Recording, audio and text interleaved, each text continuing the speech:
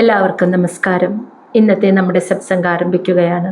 എല്ലാ ദിവസത്തെയും പോലെ ഈ ഒരു കർമ്മത്തെ ആ സർവേശ്വരൻ്റെ പാദങ്ങളിൽ അർപ്പിച്ചുകൊണ്ട് നമുക്ക് ആരംഭിക്കാം. ഭാഗവതം പറയാനും കേൾക്കാനുമുള്ള അനുഗ്രഹവും അനുവാദവും നൽകണേ സർവേശ്വര.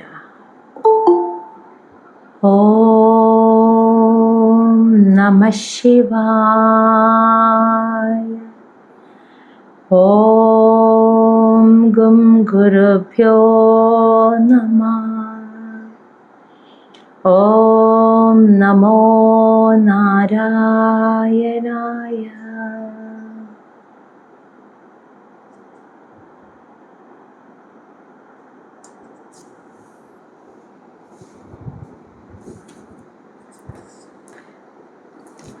ശ്രീമദ് മഹാഭാഗവതം ചതുർത്ഥ സ്കന്ധം അധ്യായം 4 ശ്ലോകം 17. കഴിഞ്ഞ ദിവസം 16 ശ്ലോകം 16 വരെ നമ്മൾ കേട്ടു.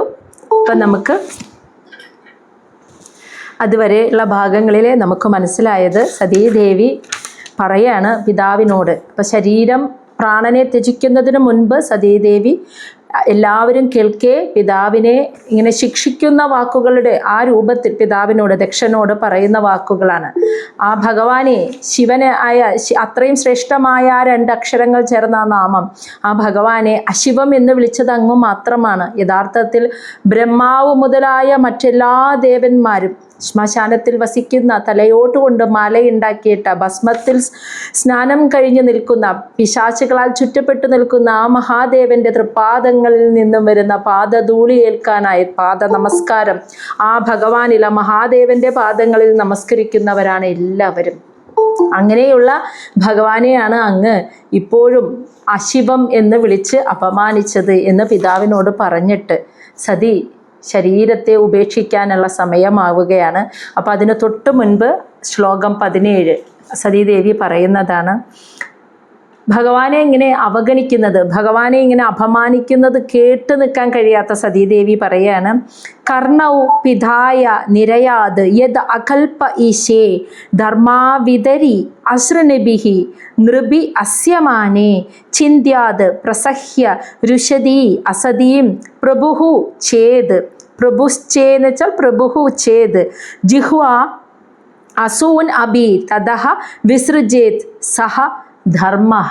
സതീദേവി പറയാണ്, കർണൗ 2 കാതുകളും പിതായ അടച്ചിട്ട് നിരയാത് അവിടെ നിന്ന് പോകണം. യത് അകൽപ ഈശേ, ആ മഹാദേവനെ അപമാനിക്കുന്നത് ഇങ്ങനെ കേട്ട് നിൽക്കാൻ നമുക്ക് പറ്റുന്നില്ലെങ്കിൽ അവരെ എതിർത്ത് പറയാൻ, അല്ലെങ്കിൽ അവരെ ശിക്ഷിക്കാൻ, അല്ലെങ്കിൽ അവർക്ക് അതിന് പകരമായിട്ട് തിരിച്ച് എന്തെങ്കിലും ചെയ്യാൻ നമുക്ക് കഴിയുന്നില്ല എങ്കിൽ പിന്നെ അത് കേട്ട് നിൽക്കരുതെന്ന്.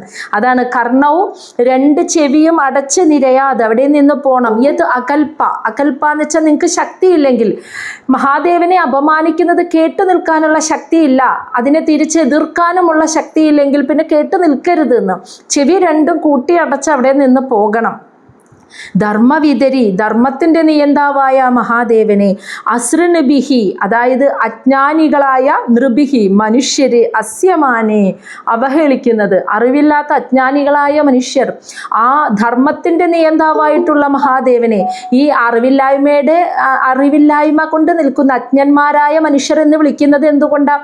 യാഗവും പൂജയും ഒക്കെ ചെയ്യുന്നത് കൊണ്ട്, ധാർമ്മികമായി ജീവിക്കുന്നത് കൊണ്ട്, ഞാനാണ് ഏറ്റവും വലിയ ധർമ്മിഷ്ഠൻ, ഞാൻ സത്യസന്ധൻ, ഞാൻ ഏറ്റവും വലിയ ഭക്തൻ, ധർമ്മിഷ്ഠൻ എന്നൊക്കെ അറിവില്ലായ്മ കൊണ്ട്, അജ്ഞത കൊണ്ട് അഹങ്കരിച്ചു നിൽക്കുന്ന മനുഷ്യർ ധർമ്മത്തിൻ്റെ നിയന്താവായ മഹാദേവനെ അവഹേളിക്കുന്നത് കേട്ട് അവഹേളിക്കുമ്പോൾ അകൽപ, നിങ്ങൾ അകൽപ്പരാണ്, അതിനെ നിങ്ങൾക്ക് എതിർക്കാൻ കഴിയുന്നില്ലെങ്കിൽ പിന്നെ അത് കേട്ട് നിൽക്കരുത്. ചെവി 2 കൂട്ടി അടച്ച് അവിടെ നിന്ന് പോയേക്കണം. ഇനി പ്രഭുഹു ചേത്, ഇനി നിങ്ങൾ അതിനുള്ള ശക്തിയുള്ളവരാണെങ്കിൽ, എതിർക്കാൻ ശക്തിയുള്ളവരാണെങ്കിൽ, അല്ലെങ്കിൽ പ്രഭു എന്ന് വെച്ചാൽ നിങ്ങളാണ് ഏറ്റവും ഉയർന്ന സ്ഥാനത്ത് ഇരിക്കുന്നത് എങ്കിൽ, നിങ്ങൾക്ക് താഴെ നിൽക്കുന്ന ഒരാളാണ് ഭഗവാനെ അപമാനിക്കുന്നത്, അപ്പോൾ തീർച്ചയായും നിങ്ങൾക്ക് അയാളെ താക്കീത് കൊടുക്കാൻ, അയാളെ എതിർക്കാനുള്ള ശക്തിയുണ്ട്. അതാണ് പ്രഭുഹു ചേത്, നിങ്ങൾക്ക് അയാളെ എതിർക്കാനുള്ള ശക്തിയുണ്ടെങ്കിൽ ആദ്യം ചെയ്യേണ്ടത് ജിഹ്വ, അവൻ്റെ നാവ് ചിന്ത്യാത് ഛേദിച്ച് കളയണമെന്ന്, പ്രസഹ്യ ശക്തിയോടുകൂടി പിടിച്ചിട്ട്, രുഷതിയും അസതിയും ഭഗവാൻ മഹാദേവൻ്റെ അസതി എന്ന് വെച്ചാൽ നിന്ദകൻ, ഭഗവാനെ അവഗണിക്കുന്നവൻ്റെ നാവ് ശക്തിയോട് പിടിച്ച് ഛേദിച്ച് കളയണം. അതുമാത്രമല്ല ചെയ്യേണ്ടത് അസൂൻ അബി തദഹ, തദഹ എന്ന് വെച്ചാൽ അതിനുശേഷം അസൂൻ അബി വിസൃജേത്, നിങ്ങളുടെ ആ ശരീരമുണ്ടല്ലോ അങ്ങ് ത്യജിച്ചേക്കണം. സഹധർമ്മ, അതാണ് ധർമ്മമെന്ന്. അത് ഛേദിച്ചേക്കണം, അതാണ് ധർമ്മം എന്ന് പറയാൻ കാരണം എന്താണെന്ന് വെച്ചാൽ ഈ പഞ്ചേന്ദ്രിയങ്ങൾ കൊണ്ട്, ചെവി, കണ്ണ്, ഈ ഇന്ദ്രിയങ്ങൾ കൊണ്ടാണല്ലോ ഭഗവാനെ, ധർമ്മത്തിൻ്റെ നിയന്താവായിരിക്കുന്ന സർവ്വലോകത്തിൻ്റെയും ദേവാദിദേവനായിരിക്കുന്ന മഹാദേവനെ അപമാനിക്കുന്നത് ഞാൻ ഈ ചെവിയാലയല്ലേ കേട്ടത്, ഈ കണ്ണുകൊണ്ടല്ലേ കണ്ടത്. അങ്ങനെ എന്താ പറയുക, മലിനമാക്കപ്പെട്ട, കളങ്കമാക്കപ്പെട്ട ഈ പഞ്ചേന്ദ്രിയങ്ങളിരിക്കുന്ന ഈ ശരീരം പിന്നെ വേണ്ടാന്ന് വെക്കണമെന്ന്. ഭഗവാനെ അപമാനിക്കുന്നത് കേട്ട് നിന്ന ഈ ഇന്ദ്രിയങ്ങളോടുകൂടിയ അങ്ങനെ മലിനമാക്കപ്പെട്ട ഇന്ദ്രിയങ്ങൾ പിന്നെ എന്തിനാ ഇന്ദ്രിയങ്ങൾ ഇരിക്കുന്ന ഈ ശരീരം, അതങ്ങ് വേണ്ടാന്ന് വെക്കണം. അത്രയും മോശമായൊരു കാര്യം കേൾക്കാൻ വഴിയായില്ലേ. അപ്പം അതുമൂലം മലിനമാക്കപ്പെട്ട ശരീരത്തെ പിന്നെ വേണ്ട എന്ന് വെക്കുന്നതാണ് സഹധർമ്മ, അതാണ് ധർമ്മം എന്ന് സതീദേവി. അപ്പം സതീദേവി തീരുമാനിച്ചു സ്വന്തം ശരീരം ഉപേക്ഷിക്കാനായിട്ട്. അതാണ് അവിടെ പറയുന്നത്. ധർമ്മത്തിൻ്റെ നിയന്താവായ മഹാദേവനെ അറിവില്ലായ്മയുടെ, ഞാൻ വലിയ ധർമ്മിഷ്ഠനാണെന്ന് അഹങ്കരിച്ച് നടക്കുന്ന ആളുകൾ അപമാനിക്കുന്നത് കാണുമ്പോൾ അതിനെ എതിർക്കാൻ ശക്തിയില്ലെങ്കിൽ ഉടനെ ചെവി രണ്ടും കുട്ടിയടച്ച് അവിടെ നിന്ന് പോയേക്കണം. ഇനി അതിനെ എതിർക്കാൻ ശക്തിയുള്ളവരാണ് നിങ്ങളെങ്കിൽ തീർച്ചയായും അങ്ങനെ ഭഗവാനെ നിന്ദിച്ചവരുടെ നാവിനെ പിടിച്ച് ഛേദിച്ച് കളഞ്ഞ് അതിനുശേഷം സ്വന്തം ശരീരത്തെ അങ്ങ് ത്യജിക്കണം. ആ പഞ്ചേന്ദ്രിയങ്ങൾ, ആ അപമാനവും അവഹേളനവും കേൾക്കുകയും കാണുകയും ചെയ്ത ആ പഞ്ചേന്ദ്രിയങ്ങൾ ഇരിക്കുന്ന ശരീരം അങ്ങ് ഉപേക്ഷിച്ചേക്കണം. അതാണ് ഒരുവൻ്റെ ധർമ്മമെന്ന് സതീദേവി പറഞ്ഞിട്ട് സ്വന്തം ശരീരത്തെ വെടിയാനായിട്ട് പോവുകയാണ്. ശ്ലോകം 18. അധഃ തവ ഉത്പന്നം ഇദം കളേബരം ന ധാരയിഷ്യേ ശിതികണ്ഠഗർഹിണഃ ജഗദസ്യ മോഹാദ് ഹി വിശുദ്ധിം അന്തസഃ ജുഗുപ്സിതസ്യ ഉദാഹരണം പ്രചക്ഷതേ. അധഹ, അങ്ങനെ അതുകൊണ്ട് അതാണ് പറയുന്നത്. അധഹ എന്ന് വെച്ചാൽ ആയതിനാൽ. അപ്പം സതീദേവി പറയാണ് ഇതാണ് ധർമ്മം എന്ന് പറഞ്ഞിട്ട് ആയതിനാൽ ഞാൻ എൻ്റെ ശരീരം ഉപേക്ഷിക്കാൻ പോവുകയാണ്. തവ ഉത്പന്നം ഇതം ശരീരം ന ധാരയിഷ്യേ ശിതികണ്ഠ ഗർഹിണഃ. ശിതികണ്ഠ ഗർഹിണഃ എന്ന് വെച്ചാൽ മഹാദേവനെ, ശിതികണ്ഠൻ മഹാദേവനെ, ഗർഹിണഃ നിന്ദിച്ചവനായ തവ അങ്ങയിൽ നിന്നും ഉത്പന്നം ഉണ്ടായ അല്ലെങ്കിൽ അങ്ങയിൽ നിന്നും സ്വീകരിച്ച ഇതം ശരീരം, ഈ ശരീരത്തെ ന ധാരയിഷ്യേ, ഇനി ഞാൻ ധരിക്കുകയില്ല എന്ന്. മഹാദേവനെ അങ്ങയുടെ നാവുകൊണ്ട് അപമാനിച്ചു അല്ലേ, അവഹേളിച്ചു. ആ കൈകൊണ്ടും പഞ്ചേന്ദ്രിയങ്ങൾ കൊണ്ടും കർമ്മേന്ദ്രിയങ്ങൾ കൊണ്ടും അദ്ദേഹത്തിനുള്ള യജ്ഞഭാഗം കൊടുക്കാതെ അദ്ദേഹത്തിനെ ദുഷിച്ചു നോക്കി, അദ്ദേഹത്തിനെ കൊണ്ട് ആ നാവ് കൊണ്ട് അദ്ദേഹത്തെ കുറേ ദുഷിച്ച വാക്കുകൾ പറഞ്ഞു. അപ്പോൾ അങ്ങനെ അദ്ദേഹത്തെ അപമാനിച്ച അങ്ങയുടെ ആ ശരീരത്തിൽ നിന്നും ഉണ്ടായ മകളാണ് ഞാൻ, ഉണ്ടായതാണ് എനിക്ക് ഈ ശരീരം, ആ ശരീരത്തിൽ നിന്നും സ്വീകരിച്ചതാണ് എൻ്റെ ഈ ശരീരം. അതുകൊണ്ട് ഈ ശരീരത്തെ ഞാൻ വെറുക്കുന്നു, അതുകൊണ്ട് ഈ ശരീരത്തെ ഇനി ഞാൻ ധരിക്കുകയില്ല, ഇനി എനിക്ക് വേണ്ട. ജഗദസ്യ, എന്നിട്ട് അതിനൊരു ഉദാഹരണം പറയാണ്. ജഗദസ്യ എന്ന് വെച്ചാൽ ഭക്ഷണം കഴിക്കുക, മോഹാദിഹി എന്താ പറയുക, ഒരു തെറ്റിദ്ധാരണയിൽ അല്ലെങ്കിൽ ഒരു അപരാധത്താൽ, അതായത് അപരാധത്താൽ ഭക്ഷണം കഴിക്കുക എന്ന് പറഞ്ഞാൽ സസ്യബുക്കായിട്ടിരിക്കുന്ന ഒരാൾ അറിയാതെ അപരാധത്താൽ ഒരു മാംസഭക്ഷണം കഴിക്കേണ്ടി വരികയാണെങ്കിൽ വിശുദ്ധിയും, അയാൾക്ക് പിന്നെ ശരീരത്തെ ശുദ്ധീകരിക്കണമെങ്കിൽ അന്തസ, ആ ഭക്ഷണത്തെ, ജുഗുപ്സിതസ്യ, അങ്ങനെ മലിനമായ ആ ശരീരത്തെ അല്ലെങ്കിൽ ആ ഭക്ഷണത്തെ ഉദാഹരണം ഛർദ്ദിച്ചു കളയണം, പ്രചക്ഷതേ എന്ന് സതീദേവി പറഞ്ഞു, ഉറക്കെ വിളിച്ചു പറഞ്ഞു എന്ന്. അതായത് സസ്യബുക്കായിട്ടുള്ള ഒരാൾ അല്ലെങ്കിൽ ഒരു ആൾ നല്ല ഭക്ഷണം, സാത്വിക ഭക്ഷണം കഴിക്കുന്ന ഒരാൾ അറിയാതെ ഒരു അബദ്ധത്തിൽപ്പെട്ട് തെറ്റായ ഒരു മാംസഭക്ഷണം അല്ലെങ്കിൽ ഒരു ചീത്ത ഭക്ഷണം കഴിച്ചു കഴിഞ്ഞാൽ പിന്നെന്താ ചെയ്യാം? അങ്ങനെ മലിനമാക്കപ്പെട്ട ആ ശരീരത്തിൽ നിന്നും ആ ഭക്ഷണം ദുഷിച്ച ഭക്ഷണത്തെ പുറത്തേക്ക് കളയണമെങ്കിൽ അതിനെ പിന്നെ ഉള്ളിൽ വെക്കരുത്, അതിനെ അങ്ങ് ഛർദ്ദിച്ച് കളഞ്ഞേക്കണം എന്ന് ഉദാഹരണം പറയാണ്. അപ്പോൾ ഭഗവാനെ അപമാനിച്ച അച്ഛൻ്റെ പഞ്ചേന്ദ്രിയങ്ങളോടും കർമ്മേന്ദ്രിയങ്ങളോടും കൂടിയ ദക്ഷൻ്റെ ആ ശരീരത്തിൽ നിന്ന് ഉത്ഭവിച്ചതാണ് എൻ്റെ ഈ ശരീരം. അതുകൊണ്ട് ഈ ശരീരം എനിക്കിനി വേണ്ട, അത്രയും ദുഷിച്ചതിൽ നിന്നും ഉണ്ടായ ഈ ശരീരം എനിക്കിനി വേണ്ട. എന്നിട്ട് അതിന് ഉദാഹരണം പറയുന്നതാണ്, നല്ല ഭക്ഷണം കഴിക്കുന്ന ഒരാൾ അറിയാതെ ഒരു ചീത്ത ഭക്ഷണം കഴിച്ചാൽ അത് അയാളുടെ ശരീരത്തിൽ നിന്നും കളഞ്ഞ് വീണ്ടും ശരീരം ശുദ്ധമാവണമെങ്കിൽ അത് ഛർദ്ദിച്ച് കളയണം. അങ്ങനെ ഛർദ്ദിച്ച് ദഹനം പോലും വയറിൻ്റെ ഉള്ളിൽ സംഭവിക്കരുത്, അത് ഛർദ്ദിച്ച് കളയണം. അപ്പം അങ്ങനെ ഛർദ്ദിച്ച് കളയണം. അത് ആ രീതിയിൽ ഞാൻ മലിനമാക്കപ്പെട്ട ഈ ശരീരത്തെ ഉപേക്ഷിക്കുകയാണ്, പൂർണ്ണമായ പരിശുദ്ധിക്ക് വേണ്ടി ഞാൻ ഈ ശരീരത്തെ ഉപേക്ഷിക്കുകയാണെന്ന് സതി ഉറക്കെ വിളിച്ചു പറയുകയാണ്. ശ്ലോകം 19. ന വേദവാദാൻ അനുവർത്തതേ മതിഹി സ്വ ഏവ ലോകേ രമദഃ മഹാമുനേഃ യഥാ ഗതിഃ ദേവമനുഷ്യയോഃ പൃഥക് സ്വ ഏവ ധർമ്മേ ന പരം ക്ഷിപേത് സ്ഥിതഃ ന പരം ക്ഷിപേത് സ്ഥിതഃ. ന എന്ന് വെച്ചാൽ വേദ, അറിയില്ല. വേദവാദാൻ എന്ന് വെച്ചാൽ വേദങ്ങൾ പറയുന്നത്, വേദത്തിൽ പറഞ്ഞിരിക്കുന്ന നിയമങ്ങളും ചിട്ടകളും ഇതിനെ അനുവർത്തതേ പാലിക്കുക. അവിടെയാണ് ന അനുവർത്തതേ പാലിക്കുകയില്ല എന്ന്. ആര്? മതി, മനസ്സ്.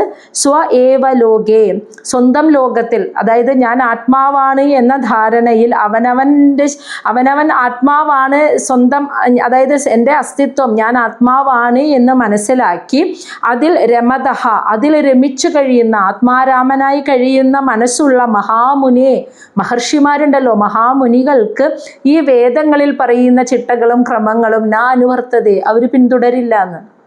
അതെന്താ അതിന് കാരണം? ആ ഒരു ഞാൻ ആത്മാവാണ് എന്ന ധാരണയിൽ രമിച്ച് മനസ്സുറപ്പിച്ച് അതിൽ രമിച്ചു കഴിയുന്ന ഒരു മഹർഷി ഒരിക്കലും വേദത്തിൽ പറയുന്ന ചിട്ടകൾക്ക് നിയമങ്ങൾക്കനുസരിച്ചായിരിക്കില്ല ജീവിക്കുന്നത്, അതിനെ പിന്തുടരുകയില്ല. അതിന് കാരണം എന്താന്ന് വെച്ചാൽ, 1ാം ക്ലാസ്സിൽ നമ്മൾ പഠിക്കുന്ന ആ എഴുതി ഒരു കാര്യം നമ്മൾ പഠിക്കുമ്പോൾ 5 പ്രാവശ്യം എഴുതി 10 പ്രാവശ്യം എഴുതി നമ്മൾ പഠിക്കുന്നത് മനസ്സിലുറയ്ക്കാനാണ്. പക്ഷേ നമ്മൾ +1നും +2നൊക്കെ കയറി കഴിഞ്ഞാൽ അങ്ങനെ പഠിക്കില്ല. ആ അവസ്ഥയിലേക്ക് നമ്മുടെ ബുദ്ധി ഉറച്ചു കിട്ടുന്നതിന് വേണ്ടിയാണ് നമ്മൾ ചെറുപ്പത്തിൽ അങ്ങനെ എഴുതി പല പ്രാവശ്യങ്ങൾ എഴുതി പഠിക്കുന്നത്. ബുദ്ധി ഉറച്ചു കഴിഞ്ഞാൽ പിന്നെ നമുക്ക് നോക്കി പഠിച്ചാൽ മതി, എഴുതി പഠിക്കേണ്ട ആവശ്യമില്ല. എന്ന് പറഞ്ഞതുപോലെ വേദങ്ങളാണ് പറയുന്നത് പുരുഷാർത്ഥങ്ങളെ, ധർമ്മം, അർത്ഥം, കാമം, മോക്ഷം. ധാർമ്മികമായ രീതിയിൽ ജീവിച്ച് അർത്ഥവും കാമവും ജീവിതാഭിലാഷങ്ങളും അനുഭവിച്ച് മോക്ഷത്തിലേക്ക് പോവുക എന്നത്. അപ്പോൾ വേദത്തിൽ ഈ ധാർമ്മികമായ ജീവിതം ഉണ്ടല്ലോ, ഭൗതികമായ ധർമ്മത്തെക്കുറിച്ച് നമ്മൾ പറഞ്ഞിട്ടില്ലേ, ആത്മീയ ധർമ്മവുമുണ്ട് ഭൗതിക ധർമ്മവുമുണ്ട്. ഭൗതിക ധർമ്മം എന്ന് പറഞ്ഞാൽ ഈ ഭൗതിക ലോകത്ത് ജീവിക്കുമ്പോൾ പാലിക്കേണ്ട ധാർമ്മികമായ നിയമങ്ങളും ചിട്ടകളും, അതാണ്. അപ്പോൾ ആ ധർമ്മങ്ങളെ അനുസരിച്ച് ജീവിക്കാൻ നമ്മളെ ശീലിപ്പിക്കുന്നത് എന്തിനാണെന്ന് വെച്ചാൽ അതാണ് വേദങ്ങൾ നമുക്ക് പറഞ്ഞു തരുന്നത്. അതെന്തിനാണെന്ന് വെച്ചാൽ എന്നാലാണ് അവസാനത്തെ മോക്ഷത്തിലേക്ക് നമ്മൾ യോഗ്യരായി തീരുള്ളൂ. മോക്ഷത്തിലേക്ക് യോഗ്യരായി തീരാൻ വേണ്ടിയാണ് ധാർമ്മികമായ രീതിയിലുള്ള ജീവിതം ഈ ഭൂമിയിൽ ഈ ലോകത്ത് നയിക്കണമെന്ന് പറയുന്നത്. അപ്പോഴാണ് നമ്മൾ മോക്ഷയോഗ്യരായിട്ട് തീരുകയുള്ളൂ. മനസ്സിലായ? ഇനി മോക്ഷം എന്ന അവസ്ഥയെ പ്രാപിച്ചവർക്ക് പിന്നെ ഈ ധാർമ്മിക ജീവിതം ആവശ്യമുണ്ടോ? ഇല്ല. എന്താണോ ലക്ഷ്യം ആ ലക്ഷ്യത്തിലേക്ക് എത്താൻ വേണ്ടിയുള്ള ജീവിതക്രമമാണ് വേദങ്ങൾ പറഞ്ഞു തരുന്നത്. അവിടെ എത്തിക്കഴിഞ്ഞവർക്ക് പിന്നെ ഒന്നുമില്ല, അവർ ആത്മാരാമന്മാരായിട്ട് ആത്മാവിൽ രമിച്ചു കഴിയുക. അപ്പോൾ അവർക്ക് പൂജ വേണ്ട, നാമജപം വേണ്ട, 2 നേരമുള്ള വിളക്ക് വയ്ക്കൽ വേണ്ട, നാമാദി കർമ്മങ്ങൾ, പൂജ, നിത്യവുമുള്ള സന്ധ്യാനാമം ജപിക്കൽ, ഗണപതി ഹോമം ചെയ്യൽ, നമ്മളെന്ന് സാധാരണ ചെയ്യുന്ന ഒരു ചിട്ടയും ക്രമങ്ങളും അവർക്ക് ആവശ്യമില്ല. പിന്നെ എന്തിനാണ് പല ആശ്രമങ്ങളിലും അത് ചെയ്യുന്നത് എന്ന് ചോദിച്ചാൽ അത് ലോക നന്മയെ മുൻനിർത്തി. അവർക്കത് ആവശ്യമില്ല. പക്ഷേ പ്രപഞ്ചത്തിലെ ഈ ലോകത്തിൻ്റെ നന്മയ്ക്ക് വേണ്ടിയിട്ട്, സൗഖ്യത്തിന് വേണ്ടിയിട്ട് അവരങ്ങനെയുള്ള കർമ്മങ്ങൾ ചെയ്യുന്നു. അല്ലാണ്ട് അവർക്ക് വ്യക്തിപരമായി അങ്ങനെ ഒരു ലെവലിലേക്ക് എത്തണ്ട. കാരണം അവർ എത്തേണ്ടതിനെ എത്തി, അറിയേണ്ടതിനെ അറിഞ്ഞിരിക്കുന്നവരാണ്. അത് അറിയുന്ന അവസ്ഥയിലേക്ക് എത്താൻ വേണ്ടി നമ്മുടെ ജീവിതത്തെ ക്രമപ്പെടുത്താൻ വേണ്ടിയുള്ള ചിട്ടകളും ക്രമങ്ങളാണ് വേദങ്ങളിൽ പറയുന്നത്. അതാണ് ആത്മാരാമന്മാരായി കഴിയുന്ന, ആത്മാവിൽ രമിച്ചു കഴിയുന്ന മഹാമുനിമാർ വേദത്തിൽ പറയുന്ന ചിട്ടകളും നിയമങ്ങളും പാലിക്കുകയില്ല. യഥാ എന്നിട്ട് പറയാണ്, എപ്രകാരമാണോ ദേവ മനുഷ്യയോഹോ ഗതി പൃഥക്, ദേവന്മാരും മനുഷ്യന്മാരും തമ്മിൽ എപ്രകാരം വ്യത്യാസപ്പെട്ടിരിക്കുന്നു അതുപോലെ തന്നെ അവരുടെ ഗതിയും വ്യത്യസ്തമാണ് എന്ന്, അല്ലേ? ഇപ്പൊ ദേവന്മാര്, മനുഷ്യർ ഭൂമിയിലാണെങ്കിൽ ദേവന്മാർ അതിന് മുകളിലുള്ള ഉപരിയായ ലോകം സ്വർലോകങ്ങളിലാണ് വസിക്കുന്നത്.